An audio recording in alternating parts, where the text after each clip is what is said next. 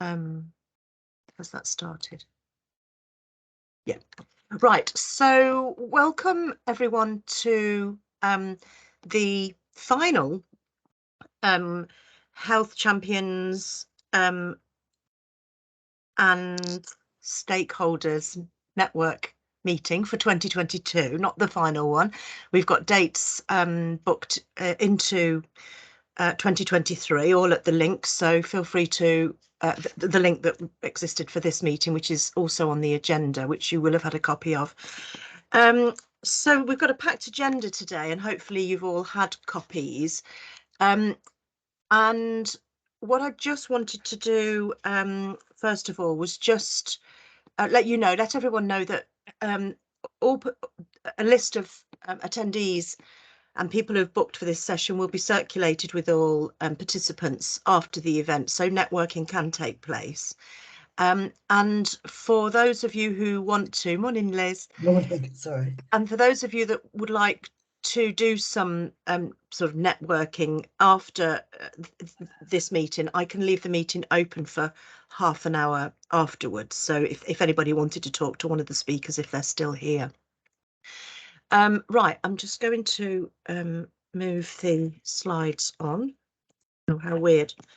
Just a second, bear with me. I used to have a an assistant, an able assistant, but she's left EVA now. So just to remind everyone that the networking event aims are to facilitate connection of persons, whatever your role within your organisation, but persons who are supporting the reduction of health inequalities in whether it's strategic, operational or whatever. We want to keep you updated around current activities and priorities. We want to hear from those in our community who are delivering initiatives and hear what's working. Obviously, we can all listen and learn from one another. And then networking, obviously, which is an extension of the connections with each other. Today's agenda, which you should have had a copy of, will be covering, first of all, we'll be looking at a funding opportunity. We've got some exciting local voluntary sector initiatives to hear about. The local wellbeing initiatives by statutory services, which will be very much of interest to us given the cost of living crisis that we're facing. We're going to look at an EVA service that supports health and wellbeing. And we're going to have an update from the community participatory research team. And a short presentation about health literacy, and we'll explain why towards the end of the meeting. And then I have an update on some system leadership training opportunity. So I just want to bring your attention to a report that's just been published by the Runnymede Trust calling Falling Faster amidst a cost of living crisis.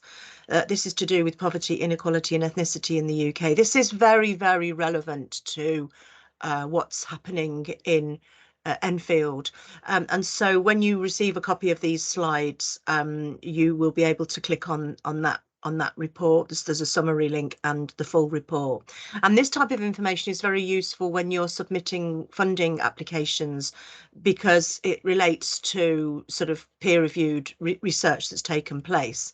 But if you are going to be using a report like that, it's always good to remember that we have a lot of rich data locally on the Enfield Council website, and this is called the Joint Strategic Needs Analysis. So I just wanted to flag those up because they are resources which will be very useful to you if you're going to be applying for funding and making a case and other strategic activities.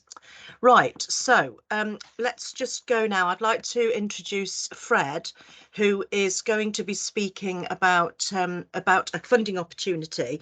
Fred, did you want me to just share your slides?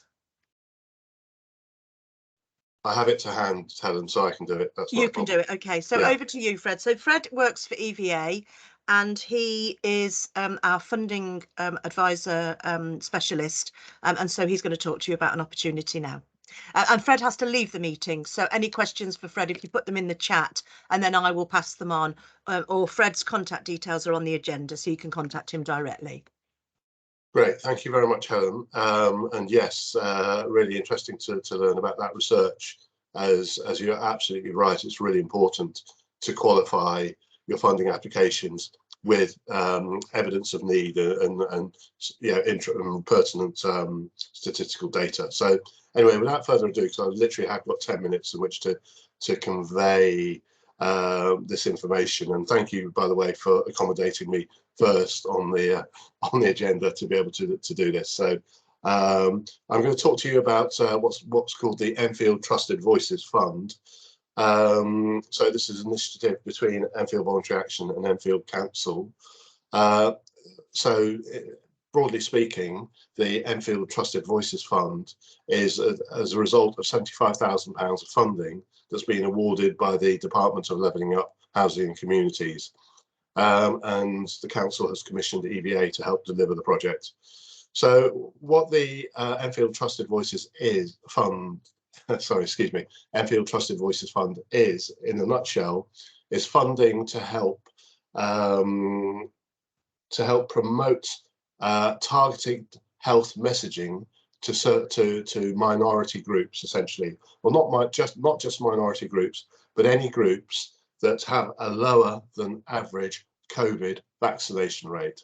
So I just want to be really clear about this, that the fund itself is not looking directly to increase COVID vaccination rates, but it's actually promoting health messaging amongst those groups that have lower than average COVID vaccination rates. And the whole idea is that it's in the title, essentially, that actually grants are going to be made to organisations that have strong relationships with the groups that we're targeting, and that they're trusted within the within those respective communities to deliver health messaging, therefore increasing receptivity to health messaging.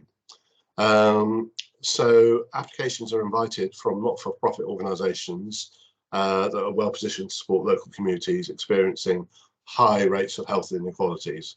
So essentially, we're looking to award grants of between 10 and 15k, 10 and 15,000, to reduce health inequalities within the London Borough of Enfield. And also there are 10 smaller grants of £500 available for communications projects for organisations working with the groups that have lower than average vaccination rates. So I'm just going to give an illustration and some pertinent information here about which groups we're actually talking about. So this is a table provided by Enfield Council of vaccination rates amongst certain ethnicities and language groups within the borough. So you can see that Bulgarian community has the lowest vaccination uptake rate. And that there's a list of various ethnicities and languages. And that goes to the average vaccination rate is 69%. So we're looking to target any groups who have a vaccination rate of less than 69%. That's a COVID vaccination rate of less than 69%. So there are certain groups there that are highlighted in purple at the bottom that won't actually qualify for this because they have higher than average vaccination rates. So that's Asian Pakistani, Asian Bangladeshi, and Asian Indian. So who can apply to this fund? So it's open to community groups that provide at least 80% of their services to residents of the London Borough of Enfield, groups that have at least 2 years experience of delivering services and activities, and that are essentially constituted as a not-for-profit organisation. So you can be a registered charity, a CIO, company limited by guarantee, and you can also be an unincorporated association. So it's a community group that has a constitution, that you have a bank account, and that you've been actively working with the community that you're looking to help.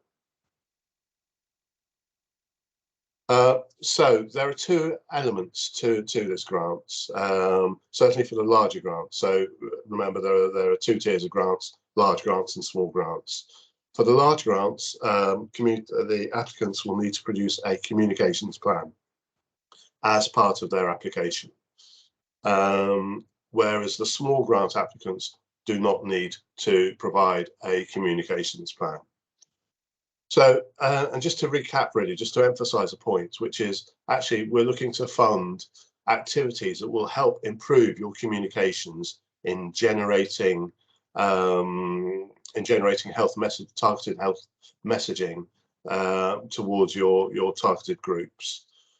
All applicants must provide a copy of your organisation's governing documents, your most recent accounts, and the set of policies there: equal opportunities, safeguarding, data protection, health and safety.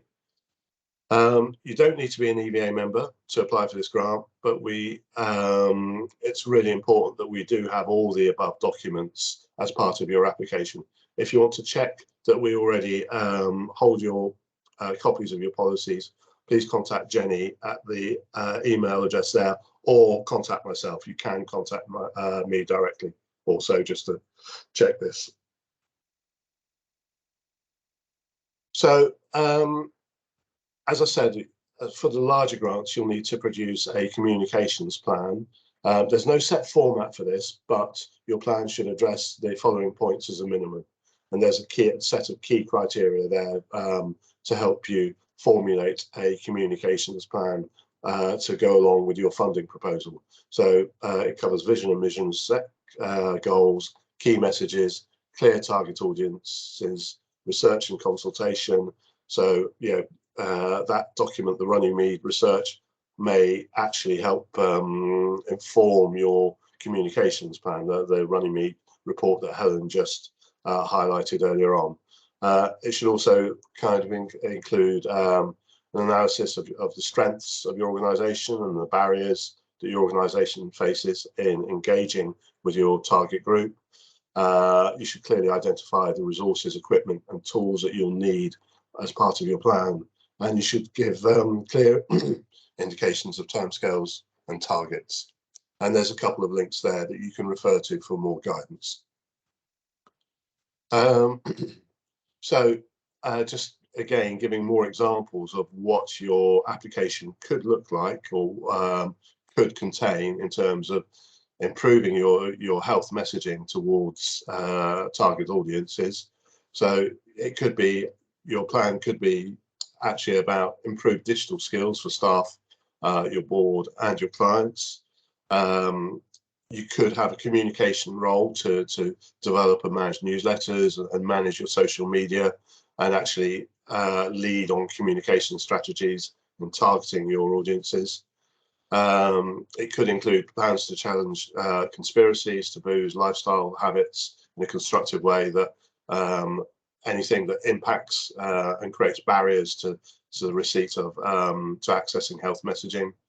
Your grant application could be for an improved website with access to links to objective and reputable sources of information. You could also, with your grant, you could facilitate a series of online or face-to-face meetings to inform and help your audience explore and understand health topics. You might want to create a communications champion who is trained and who can deliver on a communications plan targeting your audiences.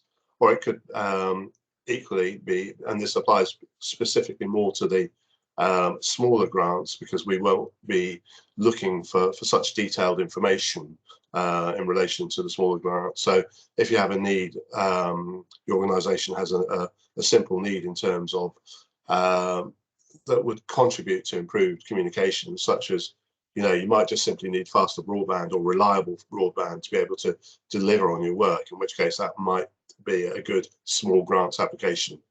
Your grant application could also be about translating health messaging to message materials into language and more accessible formats. And finally, your application could be about increased communication with stakeholders and other voluntary groups in order to get your messages, your health messages across to clients. There's a number of deadlines and dates. So for the larger grants, submission of communication plans will need to be submitted by 7th of November. Submission of all funding applications is by the 5th of December. The panel will meet on the 12th of December, and you'll hear about the outcome on the 16th of January. If successful, you can start your project from the 1st of February 2023, and funded projects must be completed by 31st of January 2025. EVA are here to support applicants with in terms of reviewing applications or providing, or if you've got an idea that you would like to discuss, please do contact me. My email's there, along with the email for Sakil, who's EVA's community accountant, and he can help you develop or help support you develop budgets for your applications. So when assessing your application, the panel may identify measures that will be conditions of a successful application. So they may come back to you and say, we like this, but we want you to either revise the budget or make it clearer. We want to make sure that your policies are in place, and other criteria listed there. And I think that's pretty much it. Yes, that is it. So thank you very much for your time. Helen is going to send out a much longer version of this PowerPoint that was actually that provides much more in-depth guidance on the application form and things to consider in developing your communications plan and your funding application. So again, if you need any help or any clarification about any of this, please do contact me. I'm contactable at that email address. I'm out for today, so if you do happen to email today, I'll probably be tomorrow before I can get back to you. But thank you very much for your time. Thank you. Thank you, Fred. And we realise you've got to go, so okay. Any questions can be captured and shared with you. So goodbye, Right. Fred. Okay, thank you. Thank you. Okay, Bye. thank you. Well, that's so you've all met Fred now, and Fred is a really valued member of our team at EVA in terms of helping local organisations apply for funding pots, and he's also really helpful in supporting collaborations when that's appropriate too. So yeah, so we'll share that information as soon as I get the recording of this session today. So MS Teams just takes its little while to do that, but normally within a day. As soon as I've got the recording, then I will share everything with you, everything that I've received at that stage. Right. What we're going to look at on the agenda now is some local initiatives, local voluntary sector initiatives that are aiming to change the way we influence healthcare provision and the way we own our own health. Of course, it's really important to talk about, always include ourselves, because our own health is just as important as everybody else's health that we're working towards supporting. That's something that sometimes we can forget to do when we're managing projects and things. But you know, some of us are local residents in Enfield ourselves, so we can look at this through a couple of different lenses.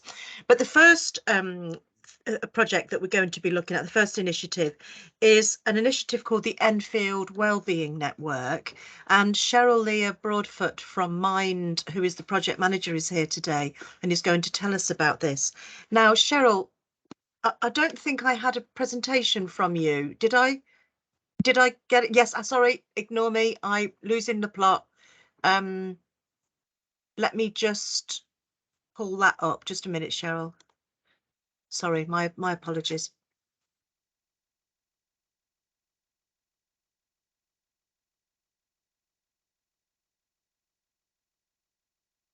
Yeah. Oh, sorry, I realised I've been talking away and had myself on mute. Just a second, let me just, yeah, so if you want to introduce yourself, that's absolutely fine. Let me just... Helen, I do have the slides to hand if it's easier for you. Well, I've got them here now, so I'll just literally share them. So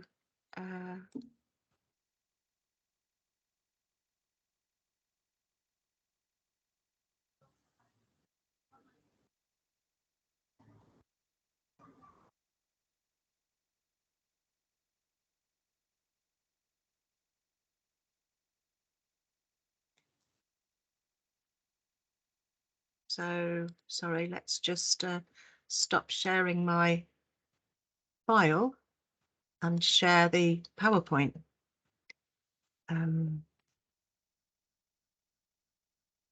It's binary, isn't it? The computer, it only does what we tell it to do. Okay, so there we go, Cheryl. And then if you tell me when to move the slides along for you.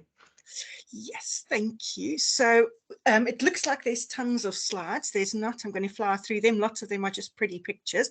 But I'm going to sort of talk through a little bit about who we are and what we do, some of the successes of the project. So I don't know if you want to move it on, Helen. Sorry, because there's a title slides that. Sorry, I'm getting. Let me. Sorry, my apologies. Oh yeah, sorry, it's gone. It's moved.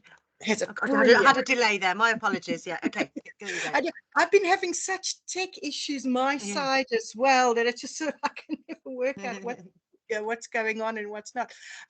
So we can sort of move on to the one that sort of says about the project as well. So we can sort of move to the next one. I think we're there. Sorry, I'm losing my way as well. So we are Enfield Wellbeing Network, and I'm the project manager for that. And I sit with Mind in Enfield and Barnet. And we are a consortia that are funded by Enfield Council. And Enfield Voluntary Action is our strategic lead. We have our two strategic partners, Alpha Care Specialists and Citizens Advice Enfield. And if that wasn't enough, there's even more people involved because delivering the project is ourselves in Mind in Enfield and Barnet, Enfield Carers Centre and Age UK in Enfield. So Helen, if we pop through sort of to the aims. So the project itself looks sort of in 4 main areas, and obviously we're bringing together some of the best that Enfield has to offer. Obviously not everyone, because we sort of felt 6 people was enough for me to manage, but the 4 key aims that we are doing is to firstly reach out to the community and identify people who are open and keen to improve their quality of life, and maybe get a bit of resilience in there as well. And secondly, to do that, we're building that relationship by offering a 12-week support program, or I should say up to 12 weeks, so that local Enfield people can explore what's useful for them, increase their knowledge, and build activities slowly with that support. The fourth aim around there as well, to sort of grow that support, is around being assigned a wellbeing volunteer who will work with the person across those activities. It may be sort of light touch, it may be sort of more in depth, but the key aim there is to encourage and build confidence. And the fourth aim is really to provide those more solidified health and wellbeing empowerment sessions by our sort of qualified health and wellbeing practitioners, which are more sort of targeted to the general public themselves, as well as the specific needs of individual groups. So it's really all about sort of encompassing information sharing and training and moving somebody into that key element. The key outcome we're looking for is self-management of health and well-being, and potentially even preventing longer term ones. If we can pop to the next slide, please. Where are we? I've lost my way, sorry. So target groups that we're looking for, as I mentioned, we've got an extraordinary wealth of expertise as part of this project that we draw on. So it is open to anybody who's 18 and over and who is not receiving care through Enfield Council. So quite simply, if Enfield Council is paying for their care, unfortunately, we can't help them, but everyone is welcome, and especially anyone who's keen and ready to start managing their own health and well-being. Obviously, given the members and the partnerships in the network, we do support over 50s, anyone who's concerned about mental health and carer support. So Helen, if we can pop through again to the next one, please. I've lost where you are. Oh, somehow I think I've managed to lose everybody on the screen, so I can't even see where the slides are. So bear with me. The client journey is very much, we'll have somebody can come in, we'll check their eligibility. It's an easy referral process. There is that one-to-one support in place. There is the ongoing buddy support. It's very much a tailored plan around around the client's interests, likes and needs. And of course, there is that post support care as well. If we pop through to the next slide, the next one coming up should say referral pathway ways in. This one is really to show that there is no wrong door to coming into the project. Everybody really is welcome. You can have a self-referral, you can have an external referral from your GP pharmacy, you can build partnership and collaborations with us, word of mouth, internally within our organizations, between all the partners, and of course you will see us locally around at events and activities, so you can come and talk to any of the health and wellbeing practitioners on the day as well. So there's lots of routes in, and if we look sort of more closely at the next slide, please, Helen, which should be the referral pathway one. That just sort of shows that journey through to self-management. Obviously, we'll have inquiries can come through via email, telephone. We do have an inquiry form that somebody can fill in and return to us. As I said, it can also come through self-referrals or one of our partners. There will be that assessment and plan based on the primary presentation. Health and wellbeing goals are then set, and that each client will be with a health and wellbeing practitioner review for up to 12 weeks, depending on their needs. And then, of course, that accountability is built in through the actions and the volunteer being aside. The next slide, please, is really our one point of contact. So it says our inquiry form, and I think the slides are going to be shared as well. So I'm not going to go through to the email address. But Helen, if we can sort of click through to the celebrating success and moving on to the events, because I think that shows really nicely once the client has come in and we're sort of working, how we meet our clients, how we meet our partners and that. So there's been some brilliant events I mentioned earlier where you'll see our health and wellbeing workers on. So things like the Healthy Hearts Awareness Day, the Diabetes Awareness Day are things that we focus on. As you know, as well as other local events. And our next slide, please, shows that we are starting to get some great traction in the local community at the moment. We've been on page 3 of the Enfield and Haringey Independent in September, and we were featured earlier this month in the Enfield Dispatch. And there's some beautiful stories in there from what our clients have been saying as well. So that's some really great work and sort of shows exactly the caliber and level of our health and wellbeing practitioners. So just sort of moving on to the next slide. We have so far, when whichever day I sent Helen the slides, I can't remember, on our system showed that we had 191 clients. And I saw sort of through the pipeline that things are coming through, that by the end of this month, we will have gone well over 200 clients, all local Enfield residents. So it's fantastic. And I thought what I'd really, really like to do is over the next sort of 3 slides, is just show you a little bit about what the team is doing and how effective their work is. So the first case study was one that we don't normally do, but have realized just how important it is and how far the work that our health and wellbeing team go through. Excuse me, Cheryl, you've just got another minute. Brilliant. So have a look, please have a read of our case studies then. I can't say enough how important it is. If you look, the second one is about how we actually support through health and well-being, and the third one is really supporting good mental health as well. So if you would like to partner or collaborate or refer or get involved in any way possible, please sort of use the slide. The email address is there, or at the end of the slide pack is my contact details as well. So there we go. That's me in a nutshell. Happy for the last 30 seconds of any questions or that, if anyone has.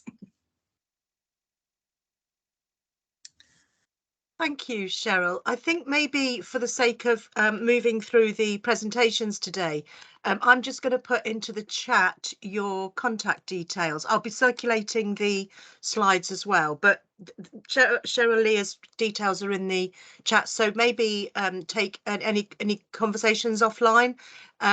It is really helpful if we can have Q&As in this group, because everybody gets to hear it then, but we've just got quite a lot of information to get through now. So thank you very much. That's a really, really helpful. Sorry, did somebody speak? No, okay. That was a really helpful. It's a really helpful service, and I'm sure I would like to feature you at an upcoming the session in January as well, because we'll want to continue to hear how these services are evolving for our residents. Now, your colleague Heather Cook was due to talk to us about her isolation and mental health in Enfield research project, but she's contacted me this morning to let me know that she's sick, so she can't present. So we'll move straight to Francis Seeley, if that's okay. Francis, are you with us? I'm with you. You are brilliant. And I'm on early. Wow. I don't have a presentation set for you, I don't think so. No. If you've got anything you want to share, please share it. And you'll be in control. And over to you. Yeah, no, I don't have any presentation material. Just unfortunately got me. That's okay. Anyhow, I'm Francis Seeley, and I'm from Enfield Climate Action Forum, which is a called NCAF, and it's a network of about 130 voluntary organisations interested locally in addressing climate change, both mitigation and adaptation. Now, we became particularly interested in adaptation. Mitigation is the most important thing, but the International Panel on Climate Change says that we are not, all of us, whether it's local authorities, government, corporations, voluntary groups, spending enough time on adaptation, because temperatures are going to rise, even if we stopped all emissions tomorrow, because there's enough carbon dioxide in the atmosphere to see temperatures rise 1.52 degrees by the end of the century, maybe more. And that means we're going to get worse conditions that we faced already in terms of floods and heat excess and other extreme weather.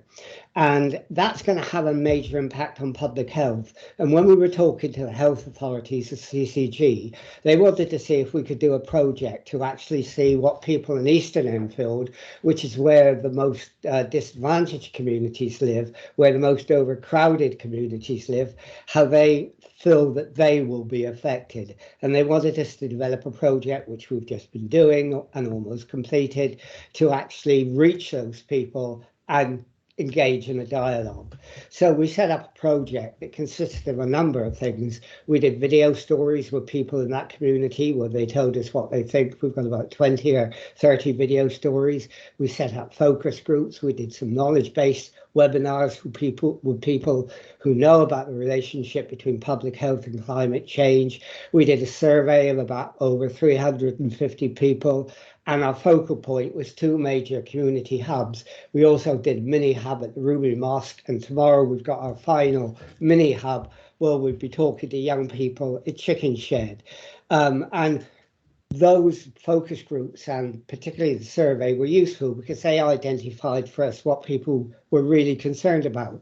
Number 1 priority was air pollution. Number 2 was food security. Number 3 was lack of green spaces. 4 was fuel. insecurity, and 5 was heat stress because of heat excess. So we took those issues and tried to organise our hubs around them. And our 2 major hubs was the end of September in Fore Street Library, and in October, on October the 5th, in the Fore Street Medical Centre. And what we did is we organised presentations around some of these issues, air pollution, lack of green space and so on, and then got people to engage in a dialogue around that, and also widen that dialogue out in order that they could express other concerns they might have about climate change. Now, those hubs were really good. We had, with the Rumi Mosque and the 2 hubs we did, we had about 120 people come through. Hopefully we'll have 20 or 30 people tomorrow evening. So we had quite a lot of people there, and just the right number to provide the atmosphere, the right sort of dialogue. And they came up with a huge lot of recommendations. Now that's going in a report that we'll be drafting and will be out by the end of November. And of course, lots of recommendations come out. I mean, there's too many to go through now, but you know, how we can measure air pollution, how we can work as we have with Global Impact and a national organisation to do that, what the impact that is in terms of council policy, looking at how we can develop green spaces, working with groups like Seed for Growth and Trees for Cities and some of our local friends of parks who presented at our hubs, and how we can try to create green space which acts as a dome to reduce heat in overcrowded areas when there is excess heat. So we had a lot of recommendations come out, and that will be in the report, and we can disseminate that as widely as possible. But what we found out, I mean, some major things we found out is, one, that those hubs do work. If you have community hubs where you bring people together, and we had people from different organisations, different communities, we reached out to a lot of people, they came in, they talked together. Many of them had not met each other before, the groups hadn't met each other, the people hadn't met each other.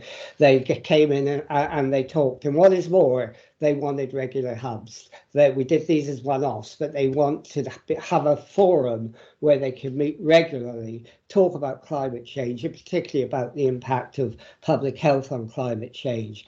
We also found that when we were involved with the statutory authorities, the health authorities were involved, and in Forest Road, the local authority came in, you have a really good collaborative network of equal partners, and that's very effective.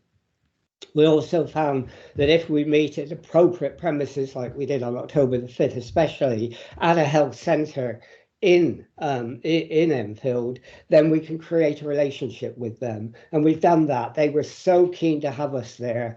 They even let us have the hall of the downstairs premises where the patients come in, and they want us to come back again. And we worked with the co-op as well, who came in because they have young pioneers, and we're talking with them and the health centre about having regular community hubs or climate cafes there. We're not sure which yet. Climate cafes are interesting, and one of the things that came up in the hubs is that many people, and particularly young people, suffer anxiety over climate change. They wonder what their future is going to be, and there is a lot of stress around that. And climate cafes is where people can come together and just talk together and help each other around the issues of climate change. And that's a national and a global organisation, so we'll be looking at that as well. And that's really important. So we're going to look at how we can take that forward. Our last session at Forest Road was going to be on health champions or health ambassadors. Unfortunately, Helen got caught up in the train strike, and our other speaker got caught up because her father was in hospital. So it became a short session, but we did talk about the idea of having health ambassadors. And because Helen wasn't there, I didn't think we'd get many volunteers, but we've got 9 people who wanted to be health ambassadors. And we're now going to look at how we can sort of work with them to become ambassadors. They're not like champions who come from organisations and have quite a lot of training. They're people who go out and talk with community groups and organisations about climate change and public health and about climate change generally. So we've had an invitation from an organisation in North Enfield to go to speak to them. That's the sort of place a health ambassador can go. We're going to be working with Climate Ed, a national organisation that sends volunteers into schools to talk about climate change. And I'm hoping that our ambassadors might get involved in that as well. All these things are things we've got to now think through. In fact, there's so many things that we've got to think through as a result of the hubs, because so many positive things came up from them. One of the things we've learned is that we have to go to them and not ask them just to come to us. That when we went to the Rumi Mosque, for example, it was fantastic. We engaged people who wouldn't normally come out to us, but by going to them, we engaged people there. So we're going to look at how we go out a lot more, especially at Eastern Enfield, as a way of engaging them around this issue. So what we did was a pretty innovative way of engagement that we now want to take forward and see if we can develop it as an ongoing sort of project and momentum, because it was clear from what we did that people were concerned, wanted to talk more, wanted to carry this through. They didn't just want it to end when the project ended. And it's now our sort of obligation to make sure we can carry that through and we can carry the conversation on. Anyhow, that's it for now, Helen. I hope I've kept in my time. Yeah, thank you. Yeah. So thank you very much, Francis. I've put your email address in the chat, but if there is another email address or a website that you would like people to use rather than your email address, please put it in the chat. And if you've got an event coming up that you would like promoting to today's audience, please put it in the chat, the details in the chat, and then I'll make sure that it gets included in the notes from today's event. But climate change and health is hugely important. We have another specialist on our call today, Bernie Rees, who works with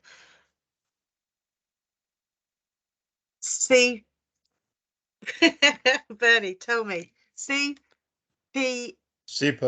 Yeah, CEPO, CEPO. It's because you told me it was OPEC backwards. I was getting mixed up.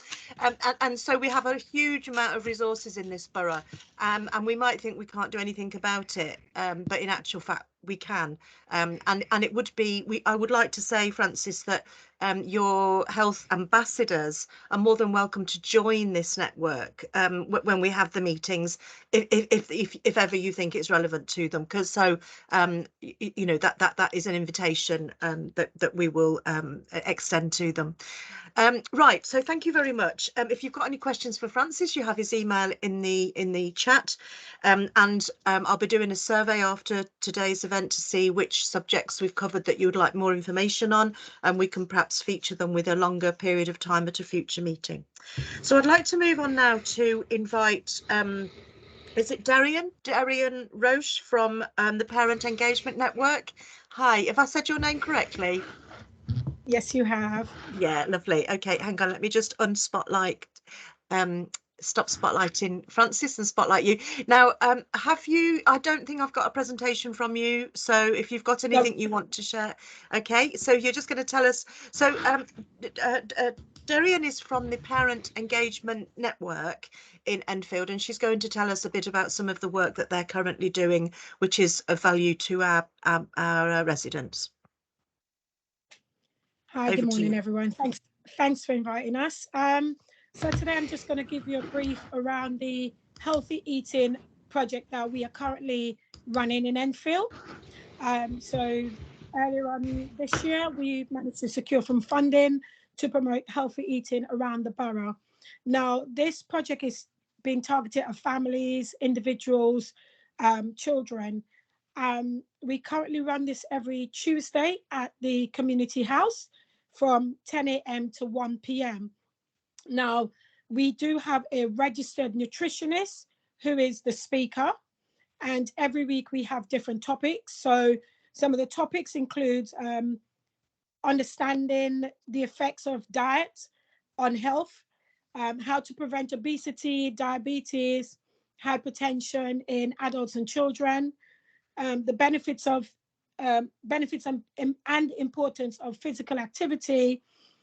We also do a bit on how to read your labels when you go shopping, because a lot of people, when they go out, they just pick things up, but they don't realize the things that are included in some of the products they're buying. How to reduce salt, sugar, eating healthy on a budget.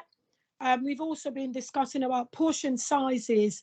And when we did that, I was quite intrigued about, you know, what they were suggesting that you should eat in terms of, if you're going to eat rice, it should be at least a hand-sized portion.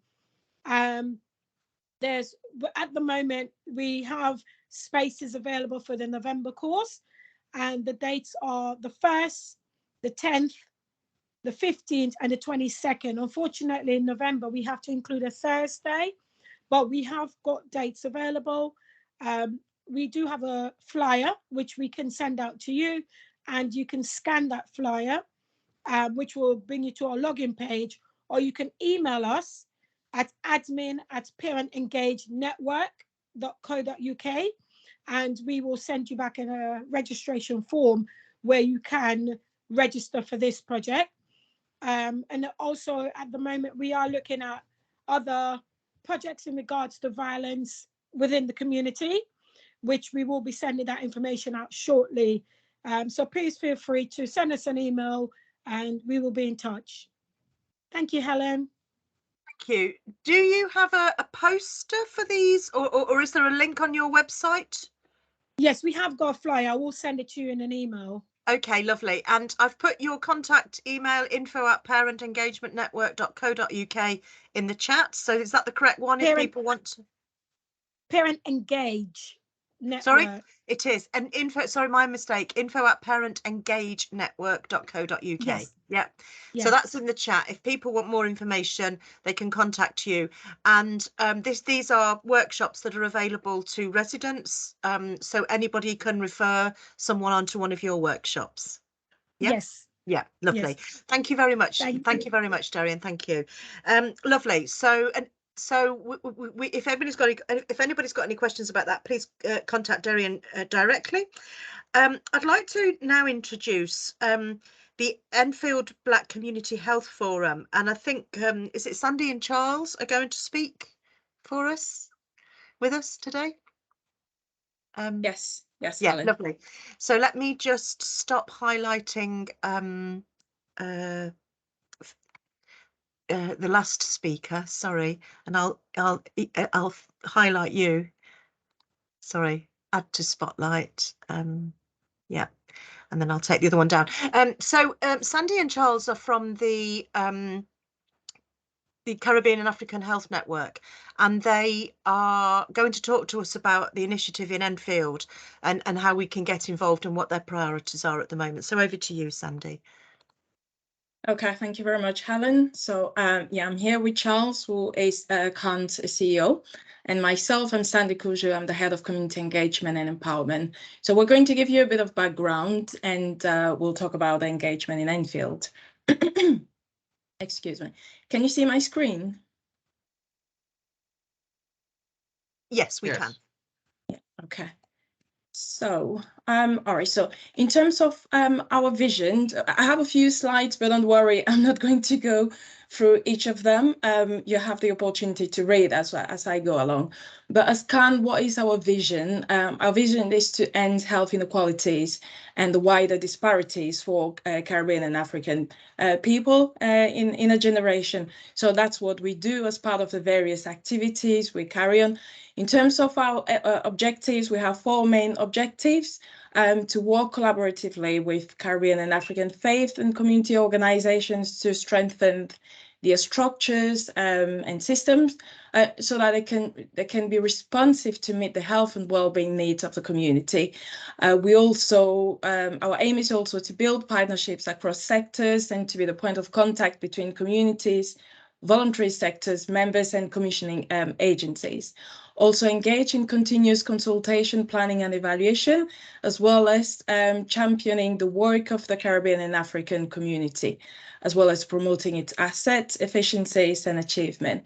So why CAN? CAN was established because we noticed a few gaps in the current context, mostly poor access to services, lack of trust, poor engagement with the community, bias of structural systems, processes and practices, and inadequate knowledge of research. And these are our main health streams: cardiovascular, cancer, mental health, and emotional health, respiratory condition, bloodborne and immunological conditions, as well as reproductive and sexual health. Our main areas of work, again, the main purpose for us is to eradicate health and health inequalities and disparities. So we're very much into community engagement and empowerment. We make sure that our community members are empowered, health and wellbeing services and projects, education, training, leadership development, research and innovation, organizational development and capacity building. So in terms of structural barriers, I'm sure you all know this already, but just listing some of the main key barriers: decision-making and representation. We lack representation in key decision-making tables, benchmarking to majority populations, racial discrimination, unconscious and conscious bias, poor community engagement and investment, especially in the faith sector. And in terms of our service provisions, we have a few services at the moment. A counselling services led by Black professional counsellors. Well, the service, whether it's advocacy, DVSN counselling, it's culturally appropriate, which is great. Hospital discharge services, green and arts wellbeing service, and we also have a helpline. And just to focus on the advocacy and counselling service, when we started, well, the demand at the moment has massively increased in terms of advocacy. We have nearly 150 clients just for our advocacy service, and in terms of counselling, over 100 clients as well. So in terms of community engagement, we have a specific approach when it comes to community engagement. We do collaborate, where we encourage collaboration with community members as well as key local authority stakeholders. We also have a focus on consultation, information sharing. Communication is key, as well as participation to various activities. The end game when it comes to community engagement is to empower members of the community, and as well as building networks and relationships. Okay, and effective communication, effective community engagement, so references to historical context is very important. During COVID, we had various sessions encouraging members of the community to go ahead with the COVID vaccination, and it was important to go back to the historical context and explain whether to African and Caribbean people or people from other ethnic group, it was important to explain why people from the community were reluctant at some point. And having that understanding helped everybody in general, health professionals as well as other community members, to understand the reluctancy. So we support people in various languages, and we empower and build long-term relationship as well. And we're actively conscious of diversity and cultural differences. So when it comes to Enfield, we've been engaged with Enfield since last year. We did run various vaccination campaigns, and we work with some key community stakeholders, as you can see here, Oveta and Pastor Nick, as part of the campaign. We were also part of the Enfield Black Caribbean, African and Caribbean communities, and you can see some of the key people involved here. Yeah, also the Black Pledge in April 2022. You can see Marcus there and Riyadh, who are key members of the local NHS Enfield. Oh, apologies, I've gone too far back. Okay, and yeah, we also have a program we're running in Enfield, the Enfield Black Health Improvement Program, and it's a program. Well, most importantly, it's a program delivered to GPs, where we provided a cultural appropriate training to GPs, helping them to understand and deal with members of the Caribbean and African community. So I can share more information after this session, that's absolutely fine. In terms of the Enfield Black Community Health Forum, it's a monthly forum, it's a monthly session, and the objective of the initiative is to promote collaboration between multi-agencies and Caribbean African community. So this would involve working closely with Black-led organizations working across Enfield in order to maximize service offers to communities and ultimately improve health outcomes. So we do have meetings on a monthly basis, usually on the fourth Wednesday of the month. So we did have a launch event in May 2022. We had 70 people in attendance. 48 organizations and various community leaders, as well as you can see these were the key people at the event, keynote speakers. Yeah, you can see some pictures here and some community members attending the forum. So as I mentioned, we have monthly meetings and we encourage groups to collaborate and work amongst themselves. And I'm happy that Helen has been part of some of the meetings, which is good. We focus on health issues. This month is cancer awareness, so the sessions were focused on cancer awareness, and we had a lived experience this week. I mean, next session, this next meeting is next week, and we have somebody sharing a lived experience of prostate cancer. Yeah, we also promote funding opportunities. So if you do have any funding opportunities, we're more than happy to invite you at the session and share about any opportunities or anything you have, any collaboration opportunities, really. So yeah, these are some pictures from the meetings. Then you can contact us at this address, email address, so info@can.org.uk, or you can go on our website to see more of what we do. So at this point, I'm going to bring in Charles, just to add on to what I've said. I'm going to stop sharing. Charles, over to you.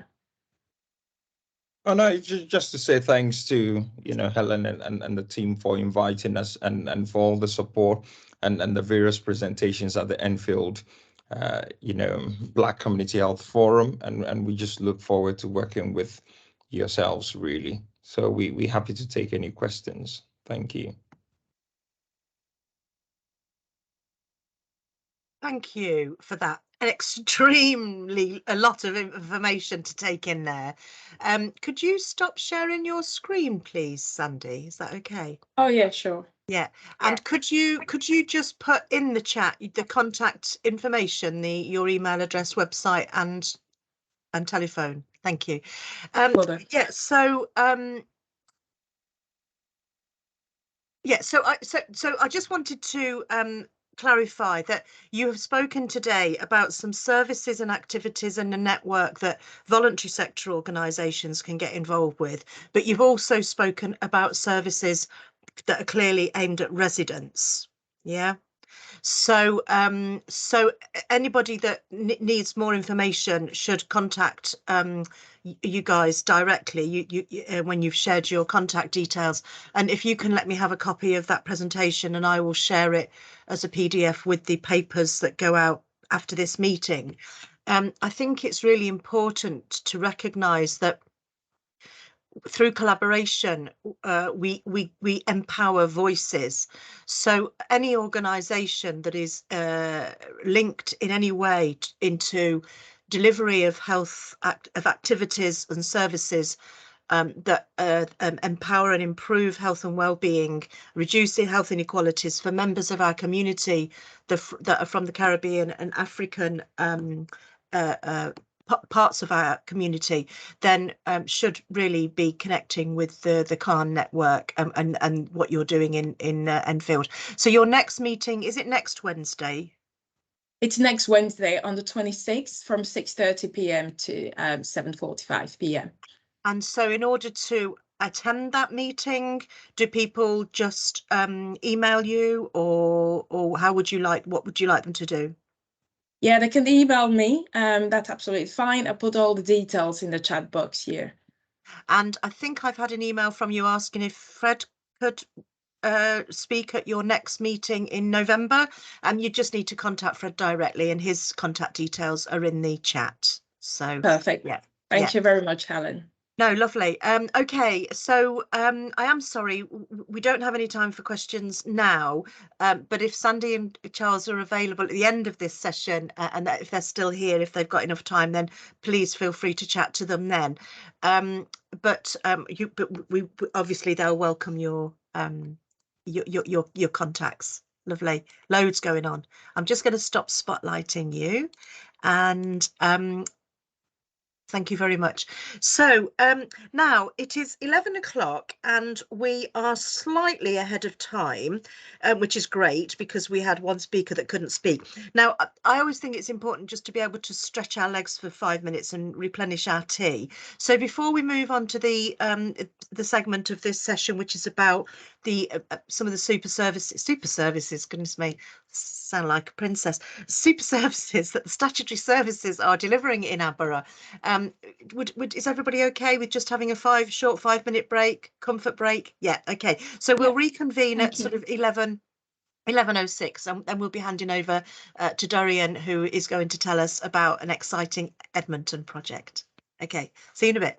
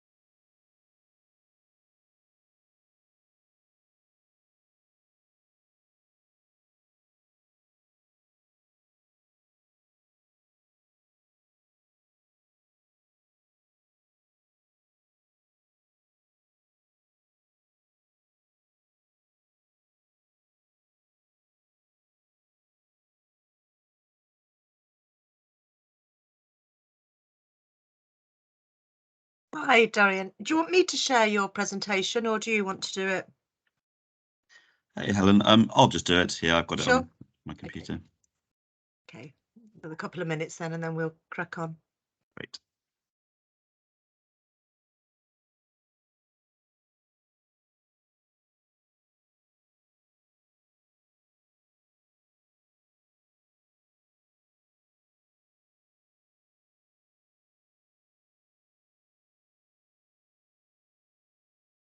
Just to let you know, you're spotlighted, Dorian. I'm spotlighting the speakers, so Sure. you're filling the screen. Yeah, thanks for letting me know. I'm just going to share presentation.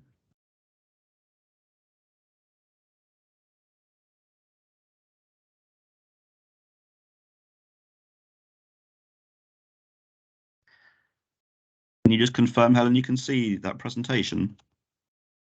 I can Great. see it. Yeah, all Brilliant. clear.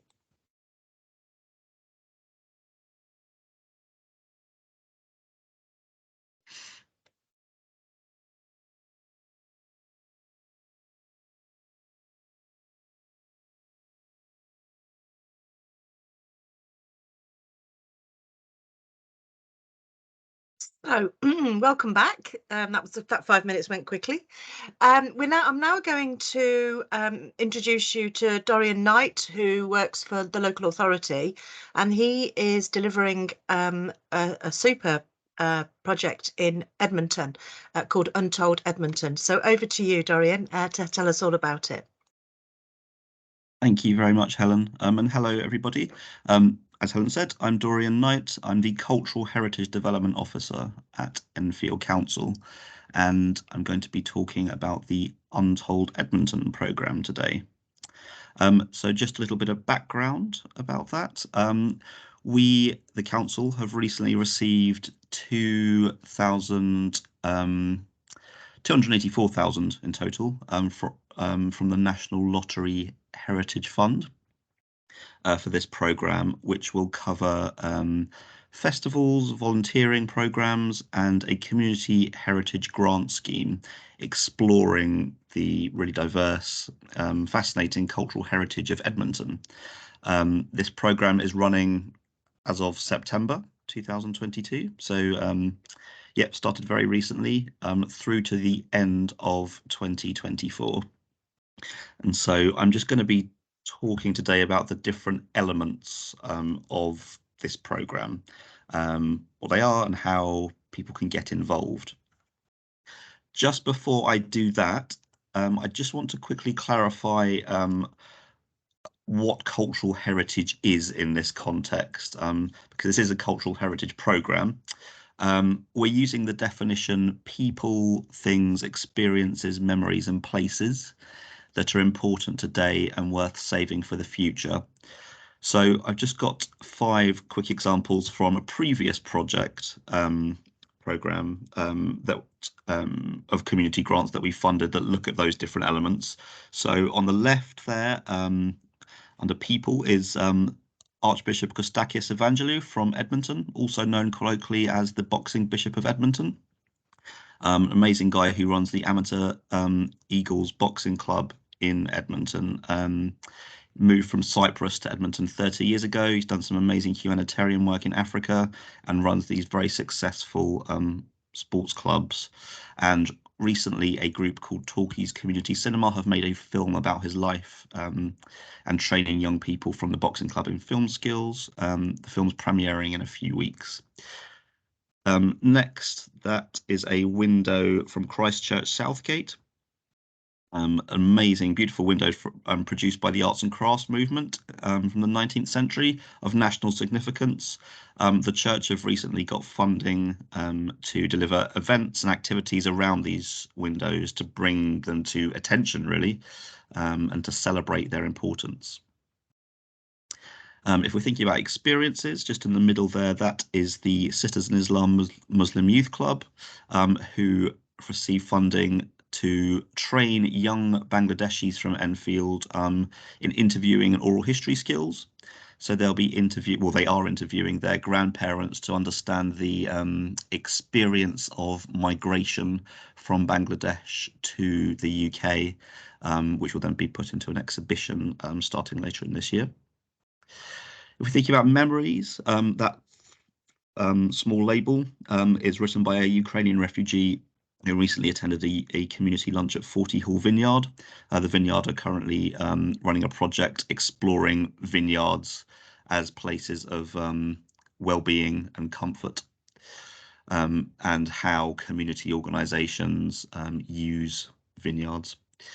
And then that final image on the right is the Pims Brook. A group called the Pims Brookers are making a film about the Pims Brook. It's the people that live around it and near it, what rivers mean to communities and individuals, and what the vision is for the Pims Brook going into the future. So those are just some examples of cultural heritage projects. But I'll now just move on to these different elements of the Untold Edmonton programme. So we've just finished the first component, which was a heritage festival that ran from the 17th of September to the 6th of October, which included a wide range of activities exploring different elements of Edmonton's culture and history and heritage and identity. You know, we had walking tours exploring the religious identity of the area. We had mural making at Edmonton Green Shopping Centre. We had a talk from a Guardian journalist who's writing a book about Edmonton, talking about the history of and heritage of Edmonton's industrial past. Yeah, a wide range of events. So that's just over. So we're now coming on to the two kind of biggest chunks of the programme. One is volunteering opportunities. So starting at the end of this year and then running for 2 years, we'll have volunteering opportunities for Edmonton residents. Now, these fall into 4 categories. I'll just quickly talk you through those categories.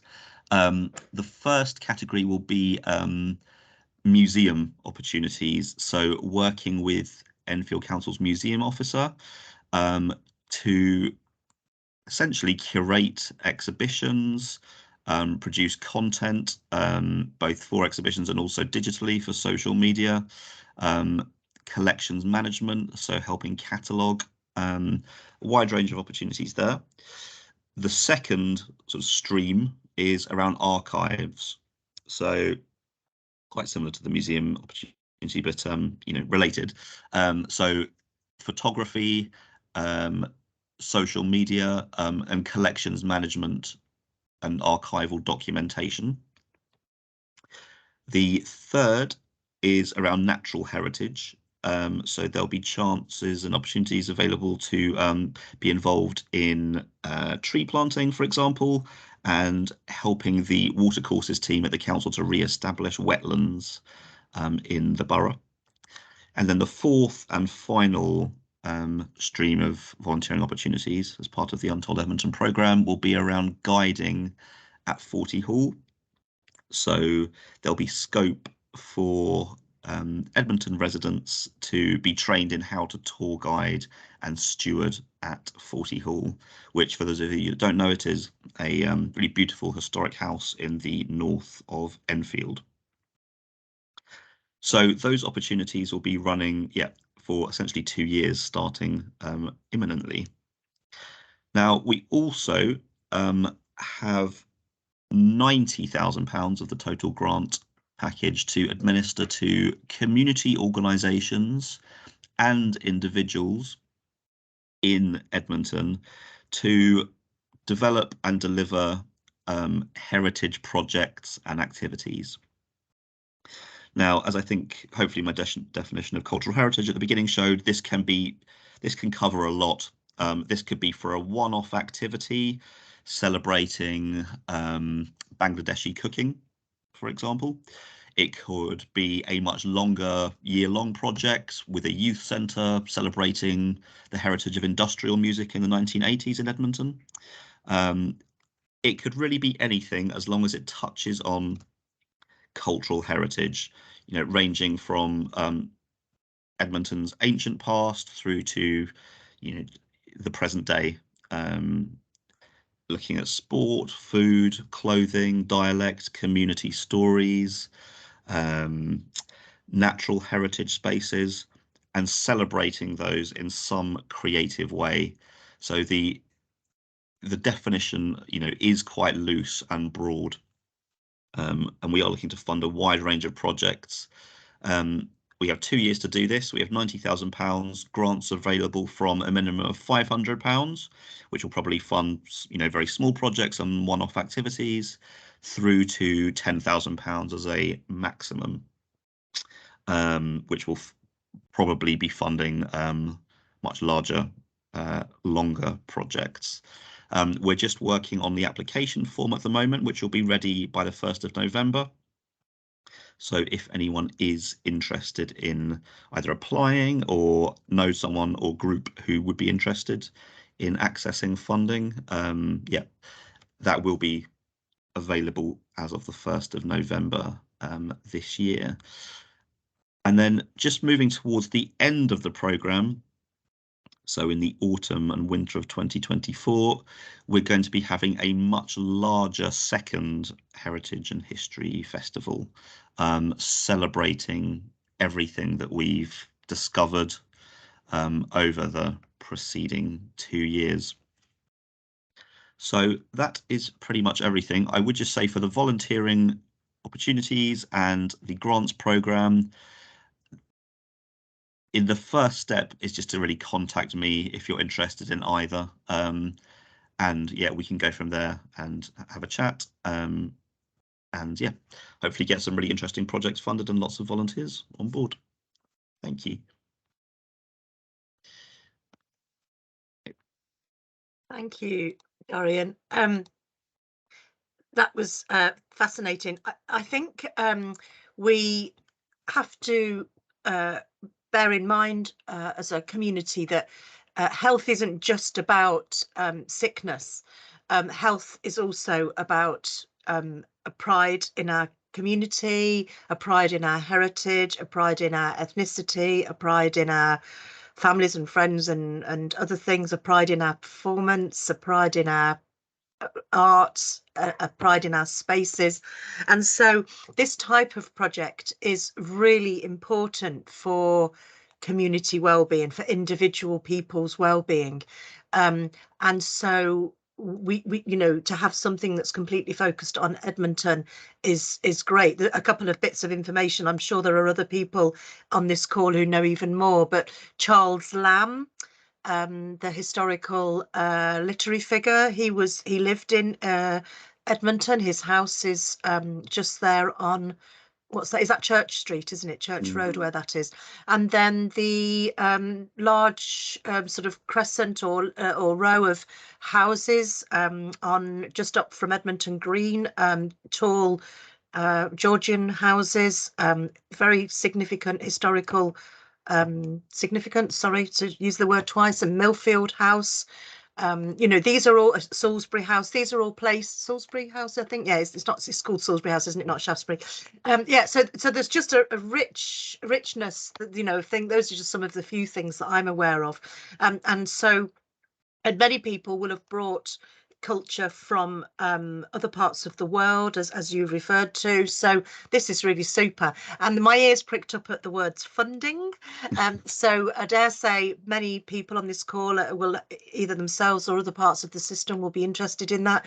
So is it contact yourself again, Dorian, about that? Yeah. Okay. Yeah, absolutely. In the first instance. And if you wanted to promote that information to the readership of EVA News, then please let our information officer have that information, and her email address is just EVA News, all one word, at enfieldva.org.uk. So lovely. Right. Thank you very much. So if you've got any questions, contact Dorian. Sorry, how do you say your name? Dorian. Dorian. I think I pronounced it wrong. My apologies. So now I'm going to move to Alison. Alison also works for the local authority and is involved with a programme of with community hubs and the food pantry. So can you tell us a bit about that, please, Alison? Thank you. Thanks, Helen. Have you got? Oh, sorry, Alison. Did you want me to share the slides? I've only got a PDF of your slides, so I can share that. But that's all. That's fine, all. Yeah, I'll do that then. I'll share that. Let me just come off camera.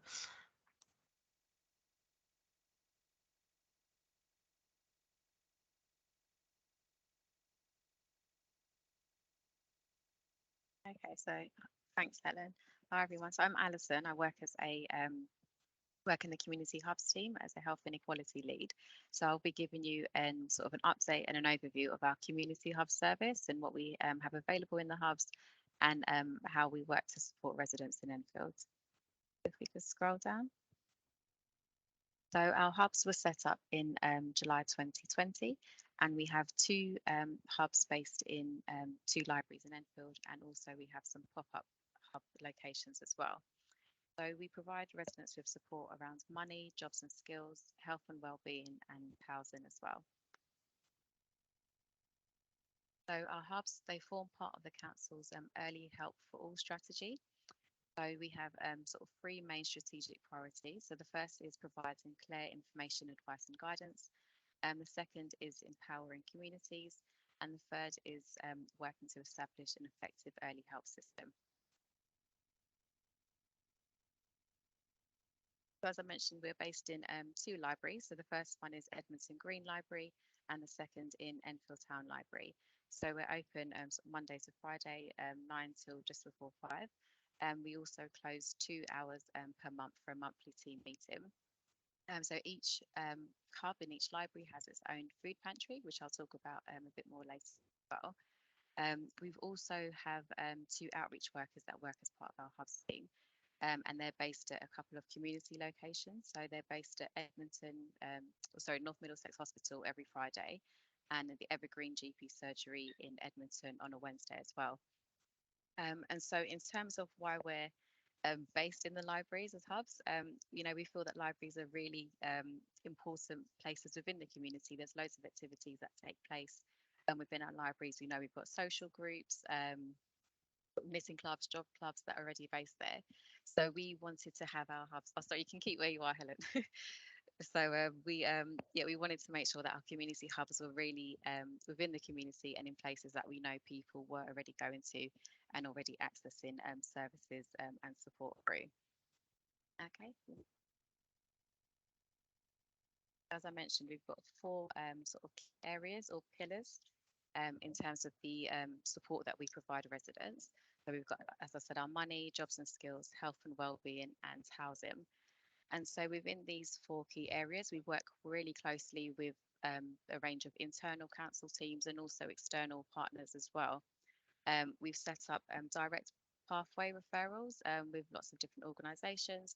So for instance, with our worker advice and debt team, we have a direct referral pathway with them.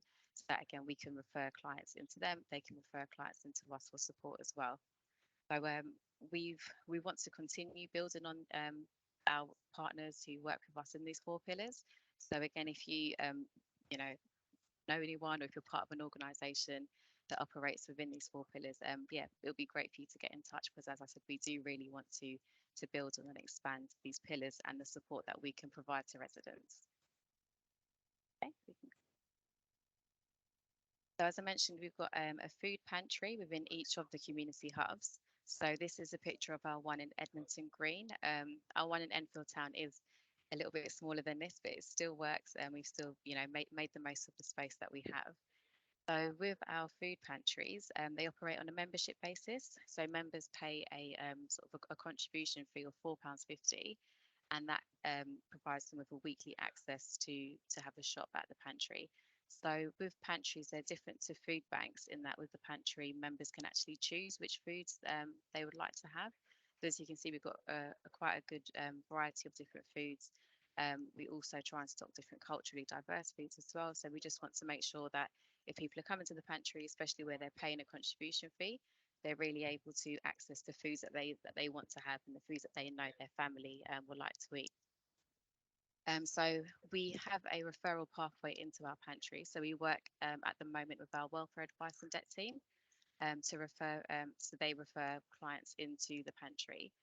And one of the main reasons for having this pathway, I suppose, rather than people just turning up each week, is that we operate our pantry in a holistic way. So we don't want to just provide people with food and that's it. We, as part of our sort of hubs principles, we really believe in sort of taking a step back and looking at the whole picture. So we want to make sure if someone is using the pantry, they're able to access that advice and support for our welfare advice and debt team in relation to perhaps accessing benefits that they're entitled to or support with debt management.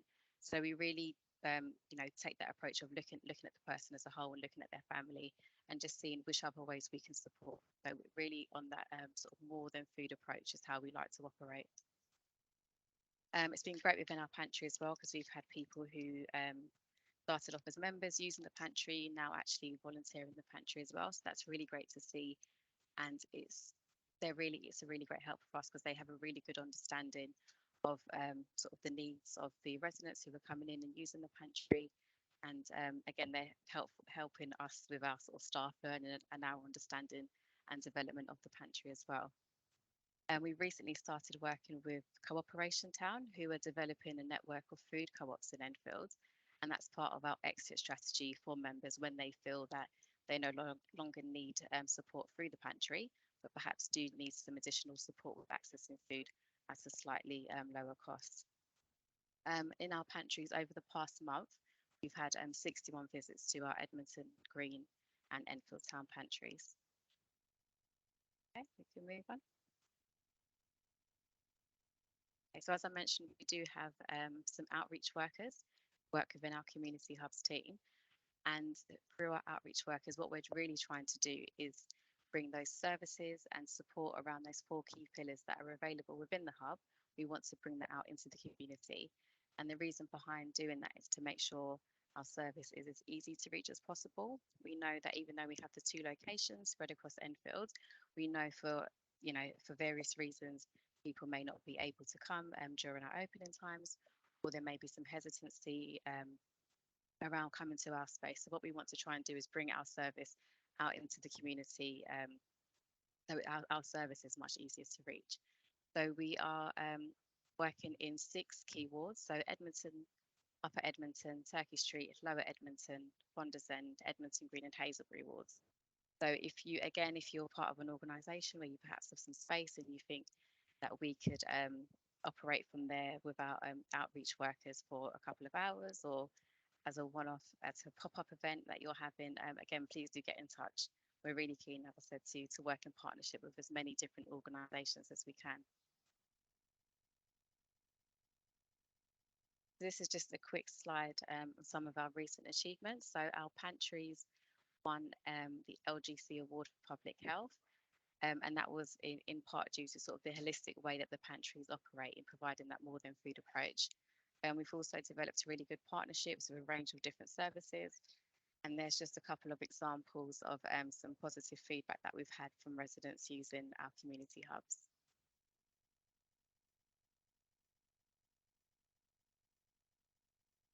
And yeah, I'll just go through this very quickly, but this is just a quick case study to give an example of the type of queries that we get coming in and how our staff, so our community engagement ambassadors who work within our hubs, how they operate in support of residents. So in this case, we had a resident who visited the hubs for support due to her accommodation being unsuitable. And so our community engagement ambassadors were actually able to get in direct contact with her landlord, just sort of highlight that her housing wasn't suitable for her. And they also referred her onto the welfare advice and debt team, referred her onto the pantry, and also to an English course as well. So it was really, this is just sort of a very quick summary of that example, but it kind of highlights the way in which our ambassadors work. And again, they don't just deal with that initial query perhaps around our housing. It's taken the time to really understand the residents and what's going on, and delve a bit deeper in those conversations. So to find out that she needs additional support with money management, or with accessing food, or with accessing English courses to improve her language skills. So it's nice that our engagement ambassadors were able to listen to her, to make those referrals, and to also advocate on her behalf as well. Next slide. So yeah, so just to sum up really, so we are really keen to work in partnership with lots of different organisations across Enfield. We are very much still in a learning phase, so we're really keen to hear feedback on how we're working. If you've had any engagement with us, or if you've had any feedback, please definitely do share that with us. We really are keen to, like I said, to improve our service and to tap in with different organisations. So yeah, you're more than welcome to pop into one of our hubs to see us. And I've also included a link at the bottom to our Community Hubs video, which gives you a bit of a taste of the types of support that the Community Hubs offer to residents. And that's all. Yeah, that's my last slide there. Thank you, Alison. So I was Alison. like, I need to make sure I'm within the 10 minutes. No, you're absolutely fine. Thank you very much, Alison. That was really, I mean, full, rich, there's so much going on there. It struck me that maybe, and this has occurred to me during the course of this meeting today, that maybe it would be useful for health champions and anybody else on the network, if anybody thinks that we could have a facilitated, more in-depth conversation about the service. I'm more than happy to facilitate that. As Francis will testify, we recently facilitated a specific session for health champions and other stakeholders about climate change with a specialist who was a specialist GP, so to help people become even more informed. So this purpose of today's network is about creating awareness, but we don't have enough time to go deeper in, and you've made quite a clear shout out there, Alison, around could we be doing it different? Could we do more? What else do we need to do? What are we not getting right? Whatever. And you've got some personnel on your team, community outreach workers and other personnel. I think you gave them another description. So there are people there that possibly some of our health champions and social prescribing link workers and Enfield wellbeing network and so on might want to have a deeper conversation. So if there's an appetite for that, anybody on the call, please contact me or Alison, and I'm more than happy to facilitate that. And if Alison or one of her team could come along and tell us more about it, because there's clearly stuff to do with pathways.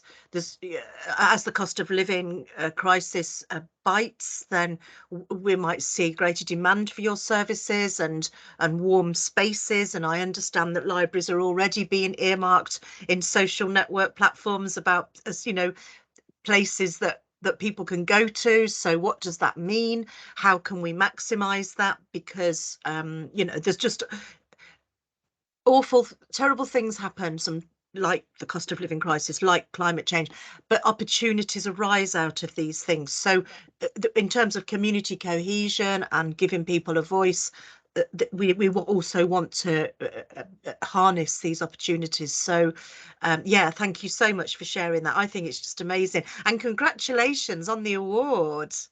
Yeah, that's really was that Mariella Frostrop in the picture as well? Oh, I'm not sure actually. Oh, okay. I know it was the local authorities CEO was in there, Ian Davis, and your colleague Lutfer. Yeah. So thank you thank you so much for that. So I'm going to, I know you have to leave us shortly, Alison, as you have another commitment. But I'll put your contact details in the chat if that's okay with you. Yeah, it's on the agenda, so people can contact you. But if there is, people to reach out.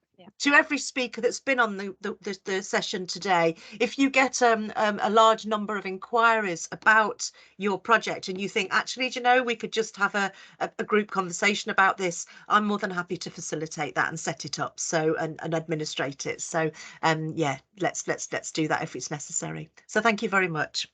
So I'm now going to hand over to Irina, who is from the local authority, from another local statutory organisation, Barnet and Enfield Mental Health Trust. And Irina is going to talk to us about some of the services that they are offering. Now, the service user experiences and engagement. Now, I've got a presentation from you. Would you like me to share it, or do you want to share it? I'm happy to share it. Thank you so much. Okay, so I'll let you do the sharing then. So over to you. Thank you. Give me 1 second. Can you see my screen? Yes. Okay. Yes, okay. So yes, we can. Thank you. Hi, everyone. My name's Irina. I'm an assistant psychologist in the team, and I'm presenting on behalf of my colleague Farida, who is our expert by experience. So she is a colleague who's gone through the mental health system and is now working with us to develop the service. So our trust is going through a transformation process, and part of it is to increase service user involvement and engagement, and also to work with service users to co-produce services. So we have recently developed the service user forum, and we have had a few pilot meetings. So what this forum aims to do is that we aim to hear from people with lived experience and use their feedback to co-produce the service. So we're hoping to blend psychological expertise alongside peer-based expertise, so we can ensure that our services are accessible to a lot of people, relevant and also effective. So we also hope that our aim is that the meetings will also be chaired by expert by experience, like my colleague Farida, who has gone through the system. And then we also hope that we aim to use the feedback to influence decision making at all levels and co-produce services. So the services is actually for everyone. The forum is for everyone, adults of 18 to 65. So it's not only for people struggling with mental health, or who have gone through the service, but it's also people who have not gone through the service, so hard to reach people we can't access, and also for carers of people struggling with mental health. So we've set up a few meetings, I think about 5 meetings, to introduce the forums. About 10 people max would attend the meetings. So we've sourced a lot of our participants from the services, so people who are already engaging in the community, and it's also co-chaired by an EBE, by Farida. So we introduced a few community projects, and gathered some feedbacks and thoughts about how we can improve the services, but also how people would like to use the forum, how we can take the meetings forward. But over time, we've noticed that less service users have been attending the forums. We've also, after we have paused the forum with staff changes, and also because we needed to think about how we can move forward and improve the forum and keep people engaged. So upon reflection, we think that maybe the forums were a bit unclear on how service users would benefit from it. They were also a bit heavy as well. We realized that some people may not be aware of the different pathways in the services and abbreviations, so we needed a new approach. We also are thinking about our venue, so we had hosted a few of our forums in mental health settings in hospitals. So we are also mindful that it can be distressing for people to come back to these venues as well. So we need to think about a more neutral venue. We also need to think about whether we can alternate the service rather than having both face-to-face and online. But also importantly, we need to build our network as well. So the people who have been attending the forum so far are people we were able to contact from waiting lists, from people who have recently been discharged from our services. So we need to think about accessing people in the community who might be really difficult to reach. And also we need to think about how we can structure these meetings so it's easier for people to engage better, and so that people have a reason to come back to the forums. Moving forward, we would like to build a more representative network that is able to capture the diversity in Enfield. We would like to become more accessible.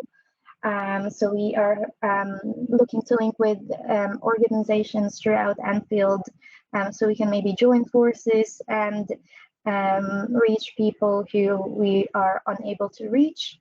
We're thinking about maybe increasing engagement by moving away from traditional meetings of the forum. So maybe we're looking at workshops, working towards relevant projects. So whether that's improving restricted practice, for example, and having people who have gone through the system, having them help us train our staff as well. And we need to think about ways that we can keep people coming back to these forums. So we need to think about how we can use work on the feedbacks quickly and feed this back to the people attending the forum, so that they can see that there is value coming to the meetings, and that they can see improvements quickly as well. So yeah, and basically we are still looking to relaunch this. At the moment, we are thinking about how we can improve and how we can access different people. And later on, we will be relaunching it again. I'm afraid I don't have a date on when we can do that. But yeah, basically, we want to be more representative of people in Enfield. So if you are interested, do please get in touch. We would love to learn and hear from you as well. You have my contact details here and my colleague Farida, but I'll also put it in the chat, in the group chat. I don't know if we have time for questions. Or we can do that later as well. Not really, unfortunately. Yeah, that's okay. But I've put your contact details in the chat already, Irina. Okay. But interestingly, I just wanted to thank you very much, because mental health has always been something that it's traditionally been underfunded, is the perception and maybe the reality.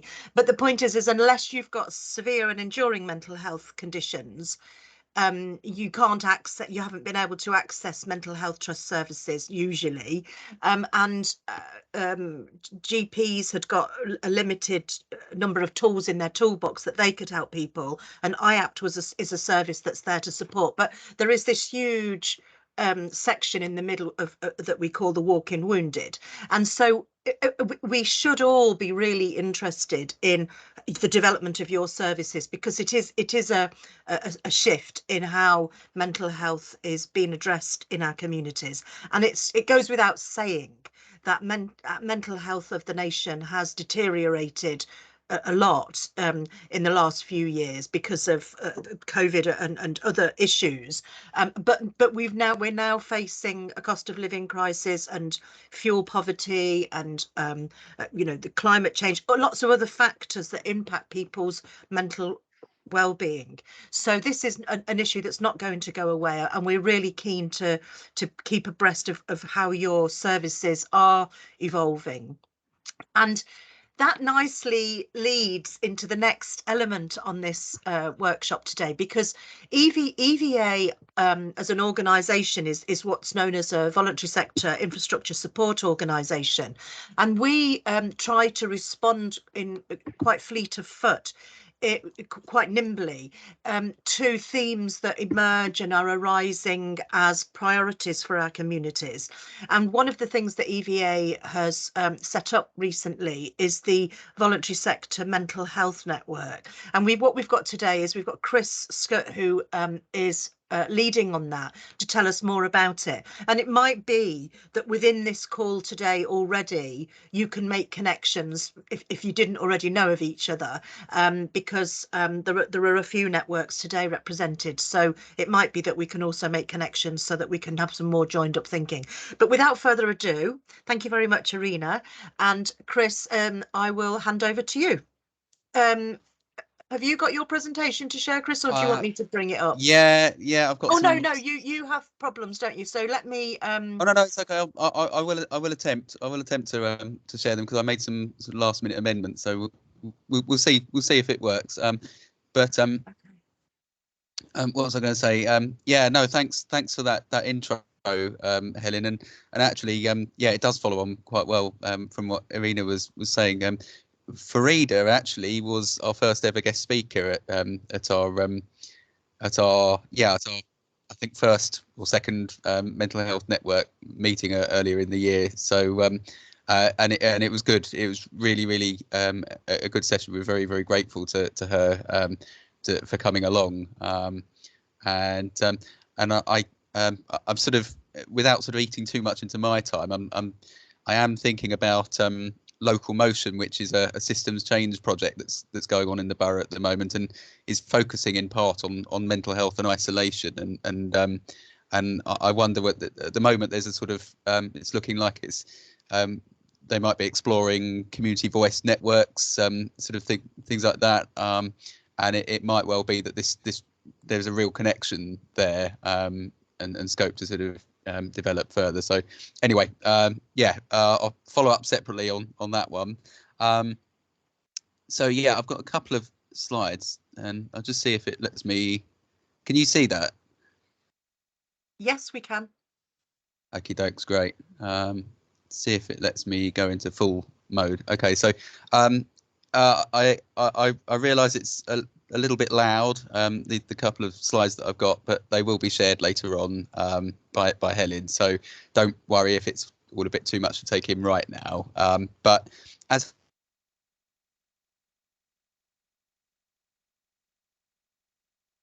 Chris, you've hung. We can't hear you.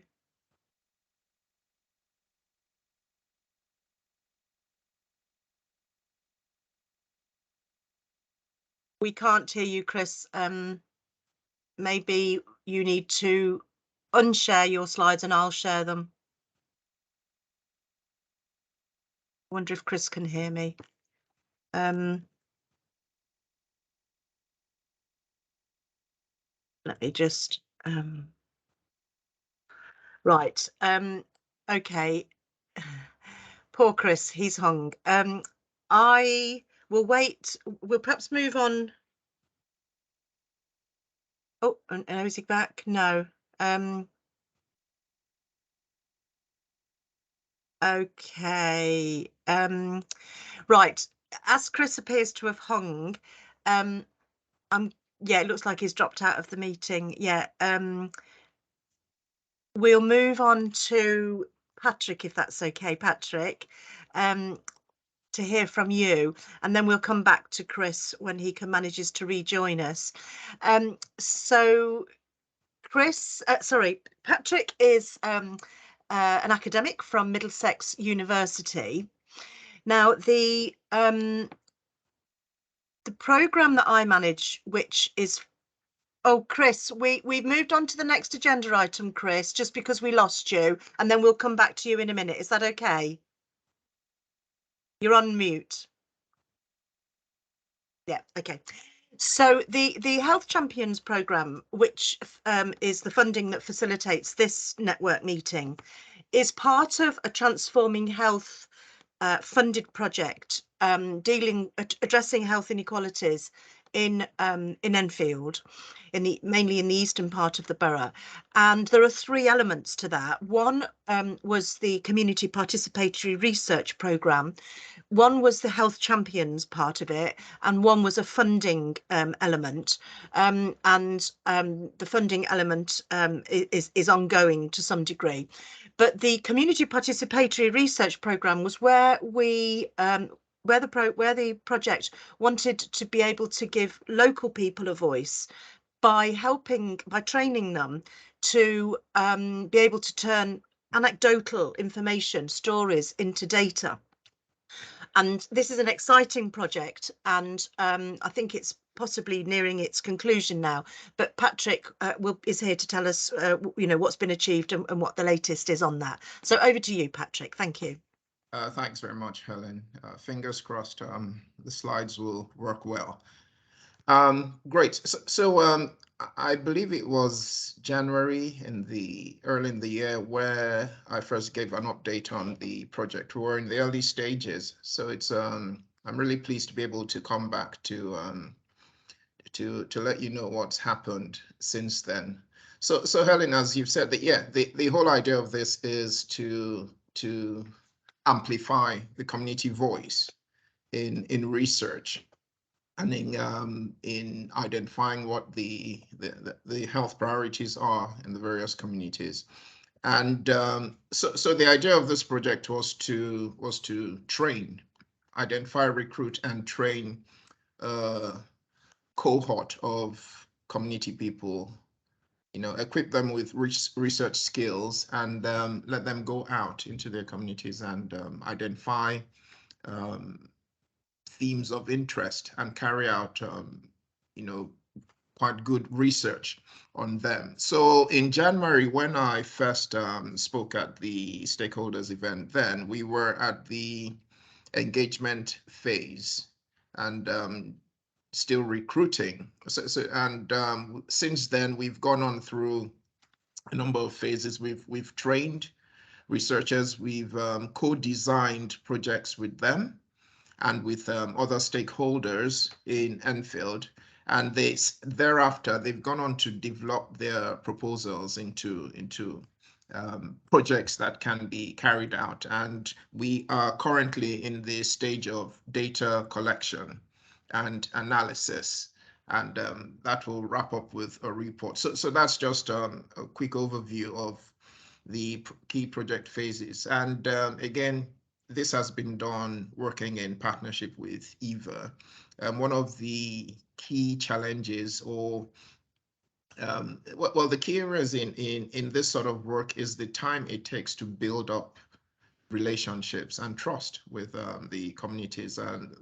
But the good thing, one of the assets of working together was we could do much of the early stages through using EVA's already established networks. So what are the outputs from what we've done so far? We've trained 25 researchers in over 2 training sessions, 11 of whom are actively engaged. By actively engaged, I mean went on to develop their projects. There are 9 projects developed. We have a couple of people working together.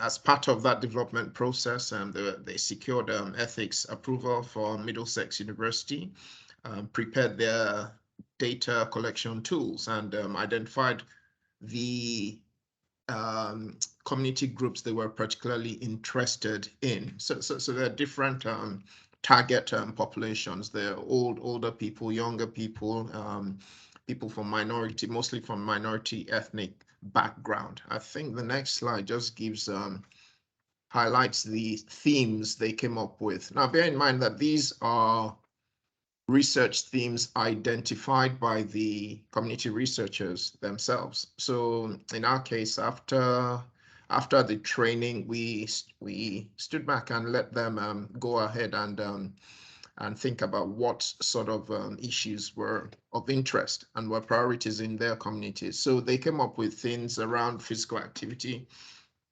alcohol and drug use, financial literacy. There were 2 projects on that. which were linked. And there are researchers interested in people using food banks, pantries, and other forms of food sharing models. There's a particularly interesting project on the lived experiences of older Africans with long-term conditions and social isolation and the use of maternity services. And across this project, the key things researchers were looking at were, people's beliefs, motivations, and habits in relation to health, impacts on their mental health and well-being, their experience of living with health conditions, as well as the experiences of using health services. A particular focus in the use of services was barriers and enablers of access to services. Also, a big part of the research was around the wider, so not just the immediate issues to do with engaging with services, but the wider social and structural drivers that affected the way they use services, their knowledge of those services, their experiences and outcomes.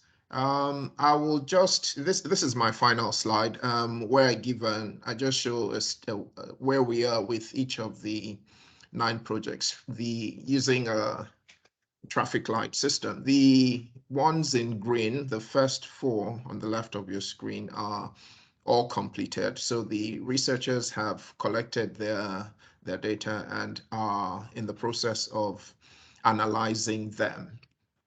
And that analysis will be presented in our final report in the form of case studies. But so you see the interest in the financial literacy of minority ethnic people and its impact, particularly on mental health. And again, young people, so different ages and age groups and different aspects were involved. There are a couple of projects on exercise, the beliefs, motivations, and habits of young adults who attend gyms in Enfield. Again, for these projects, much of the focus is on the Edmonton area, where health inequalities are most stark. And so there are a range of these projects which are ready to start. Ready to start means that the participants have been identified, but a date for interview has not yet been fixed. And then there are those 3 more that are yet to recruit participants. I thought this would be useful to highlight because it just sort of reflects one of the big challenges to projects like this, where the researchers need support and they face challenges in recruiting. And part of the solution to that is obviously through networks and support from groups and organizations within Enfield. So thank you. There are case studies that are emerging. We've got some headline results, but I thought because of time, I wouldn't go into that. So thanks, Helen. No, thank you. And I've already had one request specifically for your slides, so I don't think you shared them with me. So if you can share them with me, Patrick, after the event or today, that'd be brilliant, and I'll share them. What I find interesting about this is that there are crossovers here with lots of other things that are going on. So one of our speakers today who couldn't make it, Heather Cook, she is doing a programme on isolation and mental health in Enfield. It's a research project. So I'm sure she would be absolutely fascinated to link in with the people that are doing project number 8, for instance. The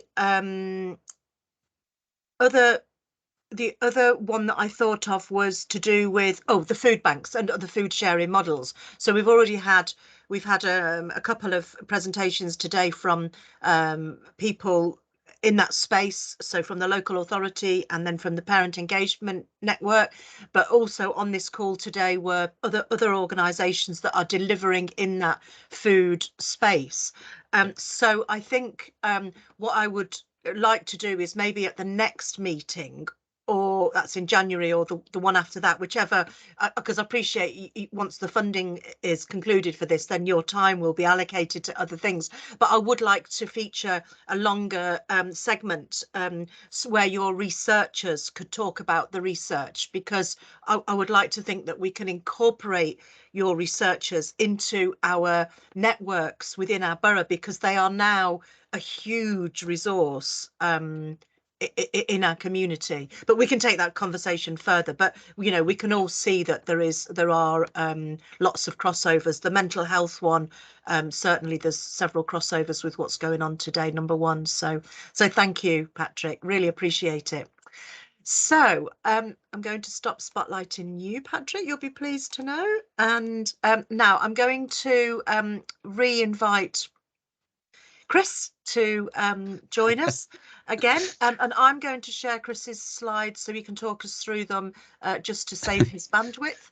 Thank you. Just bear with me while I do that. I have already put Chris's and Patrick's contact details in the chat, so you can contact them directly. So just Yeah, there are so many crossovers, and I'd love to actually see it visually, actually, just the sort of like, yeah, where those links are, and actually the mental health and isolation research that you mentioned, Helen, that Heather Cook is running is actually part of the Local Motion Systems Change project. So there's another crossover there, yeah, so. Let's wait for the slides.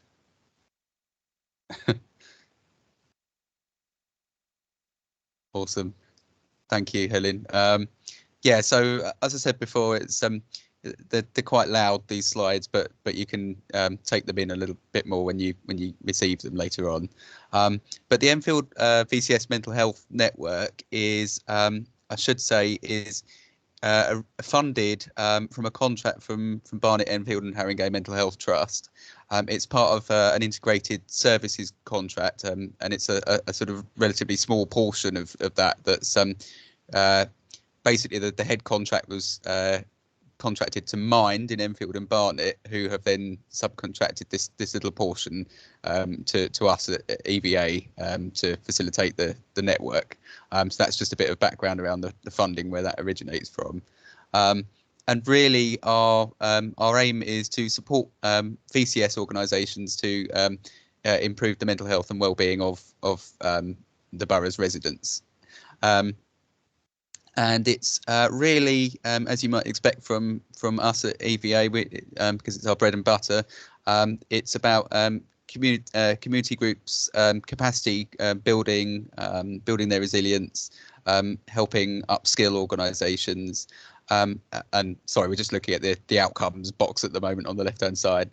And then the number 3 in the outcomes box is about increased collaboration through bringing together a wide range of VCS organisations, and indeed actually it's cross-sector. Yeah, maybe I should change that, because it is definitely cross-sector, not just VCS, although it's sort of rooted in the VCS.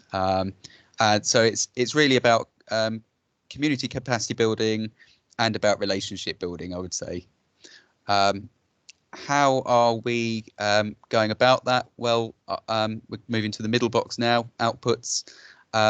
So we've said that we'll do 4 network meetings a year. We're actually in our first year at the moment, and so we said we'll do 5 for the first year, to include an introductory one right at the start, which happened in April this year. So we've done 3 at the moment. 3.5 if you include a little meetup that a few of us did in Jubilee Park back in the summer. But we're also going to be providing training, and that was in response to feedback from the members. So I'll say a bit more about that in a second. And then alongside the training, we've ring-fenced 120 hours in the space of a year of Fred's time, Fred who spoke earlier about trusted voices. So 120 hours of his time for this year has been ring-fenced for members of the mental health network for development and funding advice support on a one-to-one basis. So we're going over to the right-hand box now, the one in green. So I said about network meetings. So our next one is coming up in just over a month's time on Tuesday, the 29th of November. And there's a link to the booking form there, but you have to put it into full slideshow mode to be able to access that link directly, or just go to our website, you'll find it. And then training, in terms of training sessions coming up.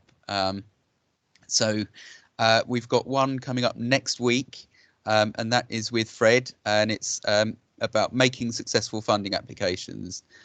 So mental health network is aimed specifically at mental health network members, but anybody certainly on this video call can join. And if you can just at this stage just drop me a line if you're interested in signing up to that, that would be great. There's still space available. And then the other piece of training to flag up is bookkeeping using Excel, and this is taking place on the 8th of December. It's in person, so it's at EVA's offices at Community House. There's just a £20 fee for that one. But if you are a small community group and that would be a struggle for you, then do sort of discuss that with us. And yeah, the booking form there is put the booking form there for you if you'd like to sign up to that one. What date next week? It's Tuesday the 25th of October, and I should have said, and I may update the slides before sending them again to Helen, but it's in the morning of the Tuesday 25th, so it's 10 till 12. And I'll update that so you got the exact times. And then just the bottom left hand box there is about membership. So it's hang on, I've lost the slides. Is everyone else seeing the slides? No, I can't see them. No, I can't see them. Okay. Sorry, just resharing. Not sure what happened there. Something about my slideshow. Yeah. No, it's Microsoft Teams. It's a very unstable platform. Right. Thank you. That makes me feel a lot better. Yeah, so just to say membership there, just in the bottom left, is it's very, very much open. So you don't have to be, your organisation doesn't have to have its mental health as its primary mission. You can become a member if you believe that your organisation's work has a positive impact on mental health locally. So it's subjective. It's if you feel, and let's face it, I think most groups would say that. They have to actively deliver projects in the borough of Enfield, and sort of usual rule applies. 80% of their services have to be aimed at Enfield's residents, or you can be a national organisation.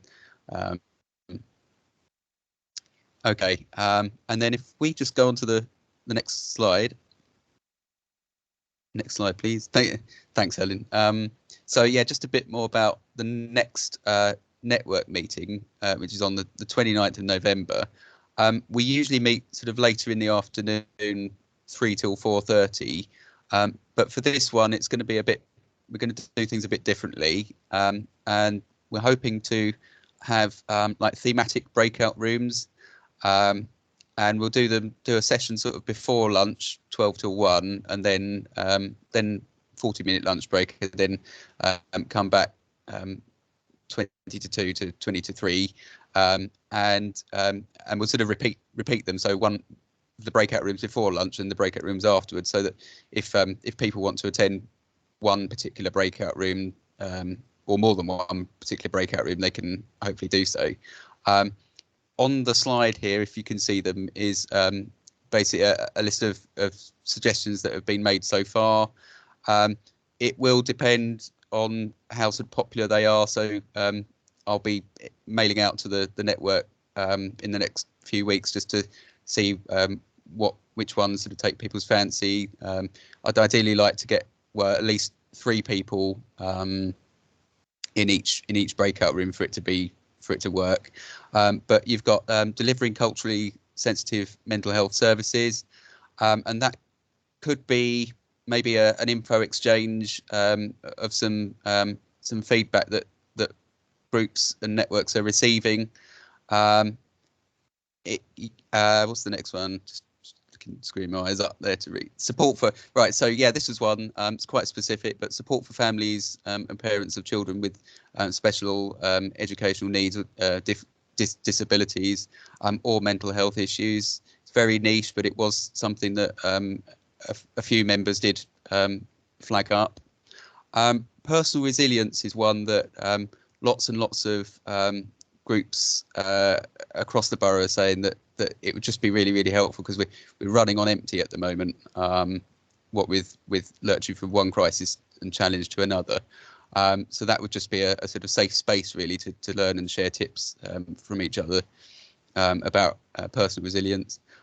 Practitioners group maybe, and then just a general networking group. So at the moment we have breakout rooms anyway at our network meetings, but so this would just be sort of more of the same as sort of general one for general, non-specific one. And I think that's it. There is a link again to book onto that on the 29th.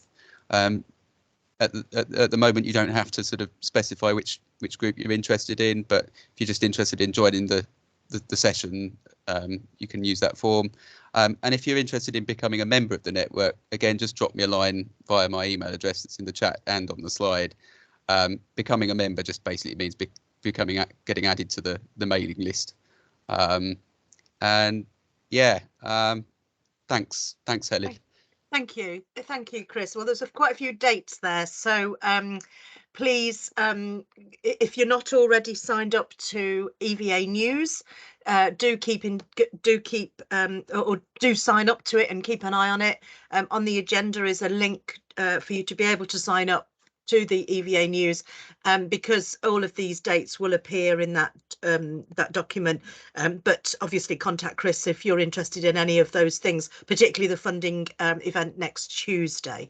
Thank you, Chris. I'm going to hand over to Celia now, but first of all I just want to share with you all, sorry Chris, I'll stop highlighting you and start to spotlight Celia. I just want to share with you a visual that is relevant to what Celia is going to talk about. So the Health Inequalities, which is the underlying theme for this network, is a huge, massive subject. And if you can't sleep at night, once again, on the agenda are some contextual reading links. But because it is so complicated and it covers so much of an area, that's why the breadth of this type of meeting covers so many different subjects. But at the centre of it is the person. And at the centre of a person's health and well-being is the requirement for knowledge, and the fact that the same as we have the ability, we learn the ability to read, and we want to help members of our community to develop literacy skills and competencies, which in turn will enable them to access more opportunities and more things that will contribute to their well-being. There is this concept of health literacy, and we are used to under the NHS really, which is an amazing organisation, but we are used to health being done to us. And what the health system is trying to move towards is a system whereby we are participants in our own health journey. And so health literacy is really fundamental. And Celia, who is a local health and wellbeing coach, is going to just talk us through, if I can just stop sharing my slides and we've got a session, a presentation from her. Celia is just going to talk us through what health literacy actually is.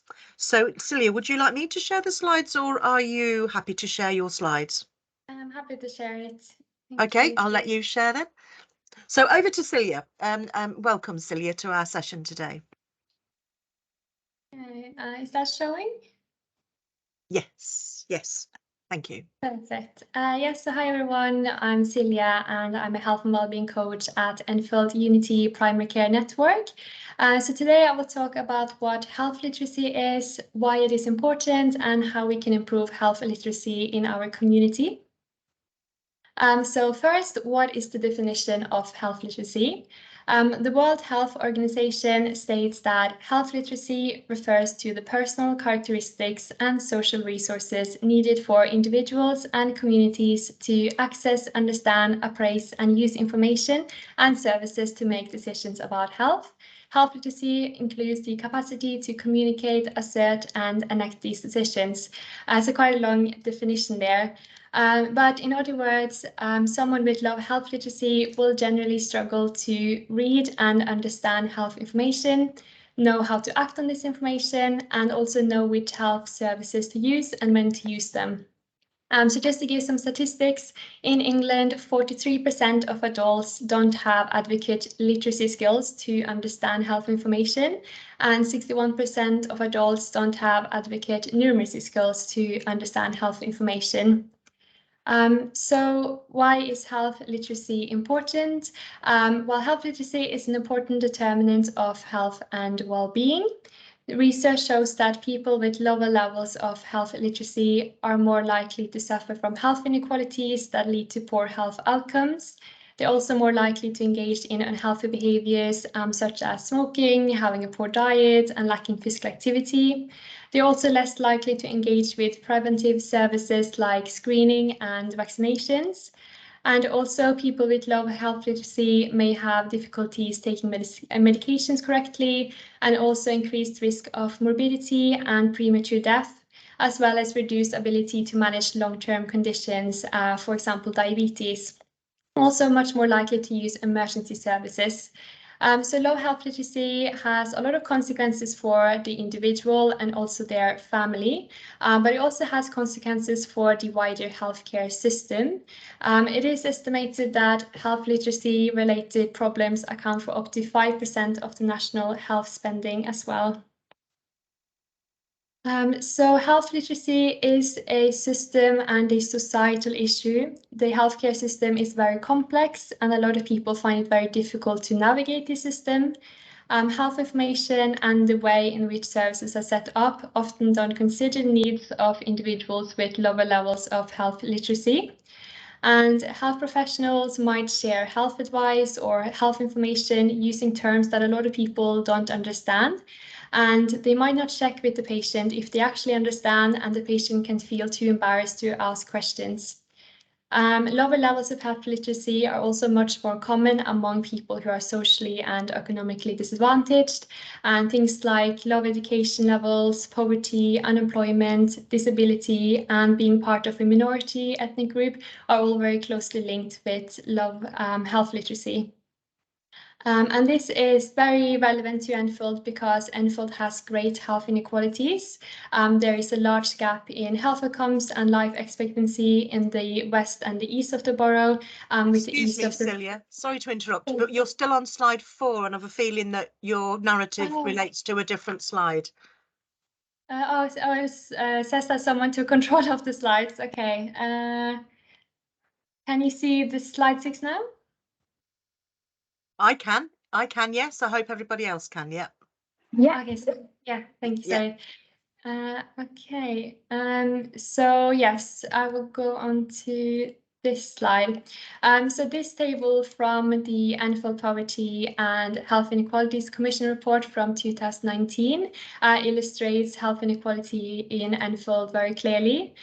So this table shows that health outcomes are much worse in Edmonton Green, which is in the east of the borough, compared to Winchmere Hill, which is in the west of the borough.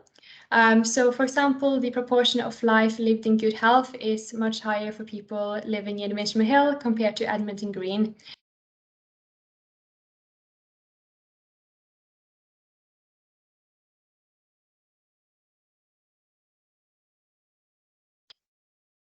Sorry, it says that someone in the meeting muted me. I hope you can hear me now. Not sure what happened there. I'm not sure what's happening there, but yeah, we can hear you. But and we can still see your slides. Yeah, lovely, thank you. Okay, so I would then move on to how we can all help improve health literacy. So as mentioned, health literacy is an issue influenced by societal factors and the wider healthcare system. But there are some things that we can all do to improve the health literacy of Enfield residents.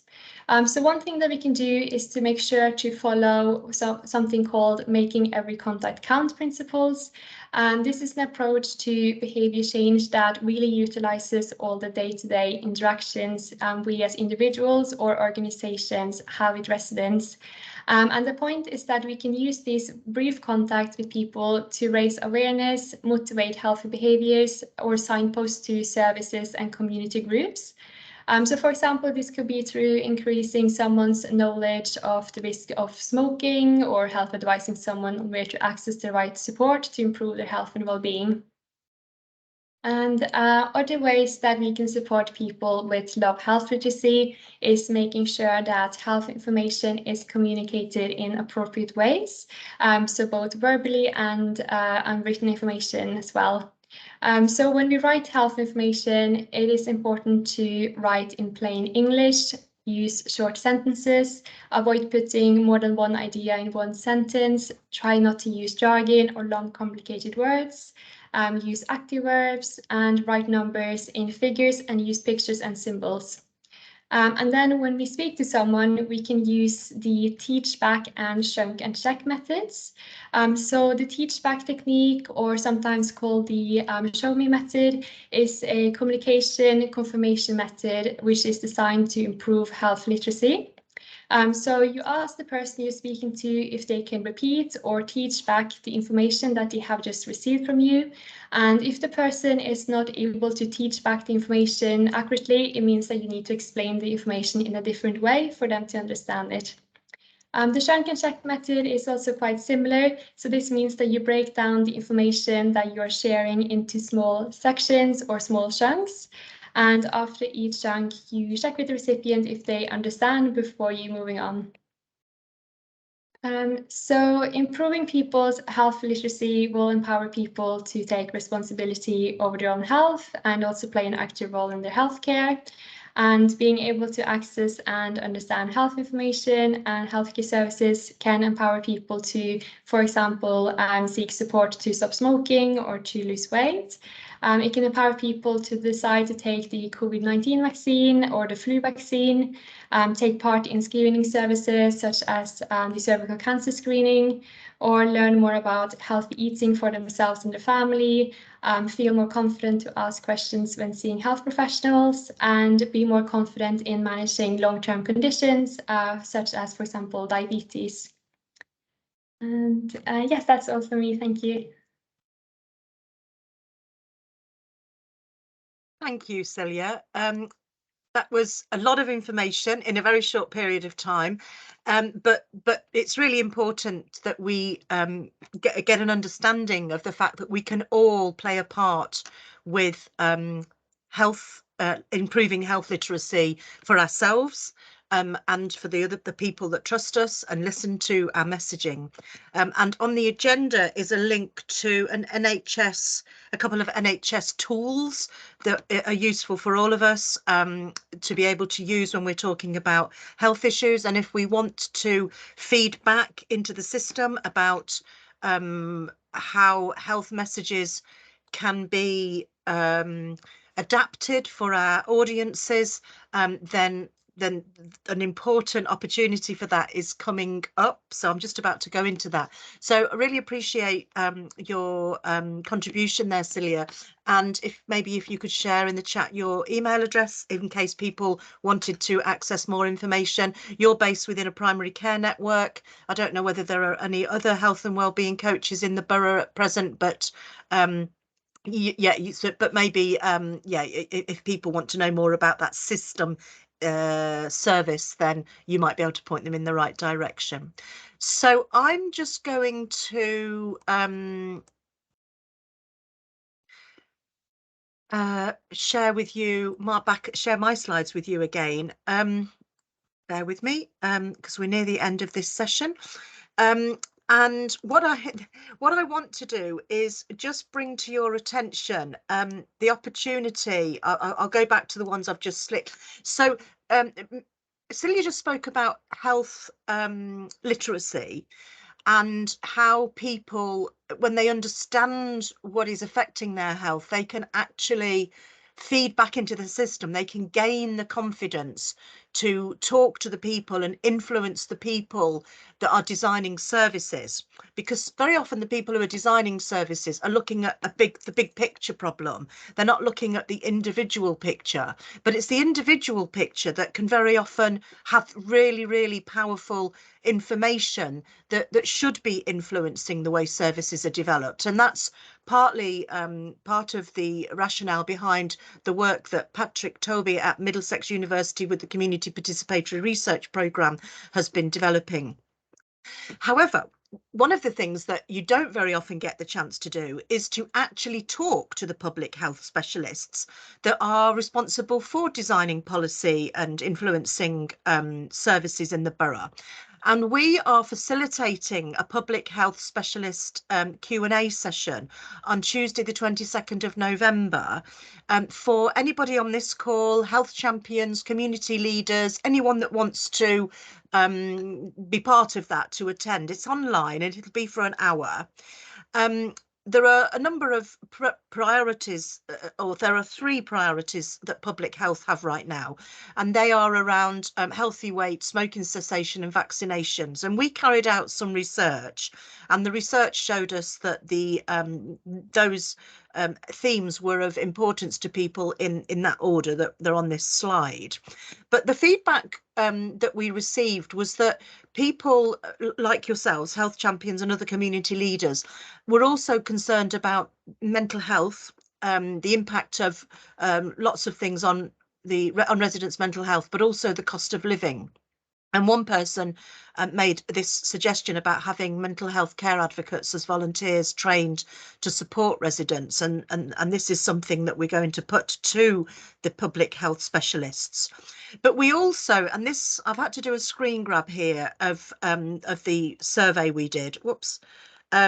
We also, so I'm sorry about the quality of it, but we asked what themes were of importance to people like yourselves. And this is the list that came up. Francis will be very pleased to see that climate change is quite high. And interestingly, this list actually reflects the survey that Francis Seeley and his project have done, because air pollution, food poverty or access to healthy food, are some of the ones that have figured on this list. So the public health specialists have been given this information, and they will be waiting to hear your hear from you at this event on the 22nd. So I will be sharing that link. I'll put it in the chat, but I'll also be sharing these slides post event, and the event is already up on Eventbrite. Now, just very quickly, because I have literally a couple of minutes, one of the things that we are very aware of is that with for those of you that were at the last Health Champions Network meeting in June, I played a film about the integrated care system, which is the model that the NHS and local authority health and social care delivery are working to now. Became statute as from, I think it was the 1st of July or the 1st of April in Enfield. And I can provide those links. I think those links are on the agenda anyway. But the point is that the voluntary sector is meant to be at the centre of integrated care systems for the provision of health. And that is quite a shift. And in order to put ourselves at the centre and to be at the centre, we need to know how to lead our our organisations across this system. I'm not talking about being natural leaders of our services and activities. I'm talking about the leadership that's required in order to be a voice that's taken seriously within the new integrated care system programme. So there are a couple of training programmes which are free, and both of them, I believe, certainly the Open University one, which is the one I've got on the screen at the moment, both of them are for you to study at your own pace. And both of them have credits, continued professional development credits associated with them. And so this course that I've got on the screen is the Open University Collaborative Leadership course. There is some information there, but obviously I'm running out of time. So really what I want to do is just direct you to that. There is a link to that training opportunity at the bottom of that slide, and as I say, I'll share these slides after the meeting. At the last meeting that we had in June, I spoke about the Foundations in System Leadership, which is an NHS Leadership Academy programme for collaboration across health and care. And this programme, sorry, let me just go to is now available through the Future Learn platform, and to apply to join it you have to apply to this link that's on this slide. And once again, this programme is open to all colleagues that work in healthcare, so that's local authorities, voluntary organisations and so on. And this is the NHS training course about discussing and exploring what system leadership means, because it's different to the leadership that we might be displaying in our existing roles. So for those of you that want to take part in that, I encourage you to at least sign up and find out more about it. Yes, it does require it requires a commitment, but it is also something that will be useful for your CV. It's part of personal development, and you know, that can only be good for you and other members of your organisation. So I'd like to thank you very much for being with us today. 1 minute over. I'd like to point you to the agenda that we did share with you in advance of today's meeting, and I'll be putting it with the papers, because in the agenda there's so much information out there, and I have just added onto the agenda a couple of pages to do with things that are relevant right now. One of them is something that Health Watch is doing next week, which is blood pressure awareness programme. That's next Wednesday between 10 and 2 at Community House. The NHS have a programme supporting mental health, better health through improved mental health, which is a campaign that's going on through October and into November. So there's information about that, but as an organisation you can freely access the materials that you can use to promote to your own stakeholders and networks. And just yesterday I received an email from NCVO, which is the national organisation that supports voluntary organisations, and they were looking at some cost of living issues that as an organisation you may be interested in. So that information is all attached to your agenda, and I to the latest version that I shared yesterday. So sorry about there not being any time for questions and answers. I am going to leave this meeting room open until just before 1 o'clock. So if anybody on the call wanted to chat to anybody else, then you can do that. You can turn your cameras on and come off mute. And otherwise we will see you at the next, hopefully at the next event, which is the 26th of January, and the booking link for that is on the agenda. Vaz, you've got your hand up. Can I take... I was just going to say, if people are going to talk offline, you may want to stop the recording. Yes, sorry, I meant to say I'm going to stop the recording, but thank you very much for that. I really appreciate it. So I'm going to say goodbye to you now, and that's the end of the meeting, and stop the recording, and look forward to working with you as the weeks progress.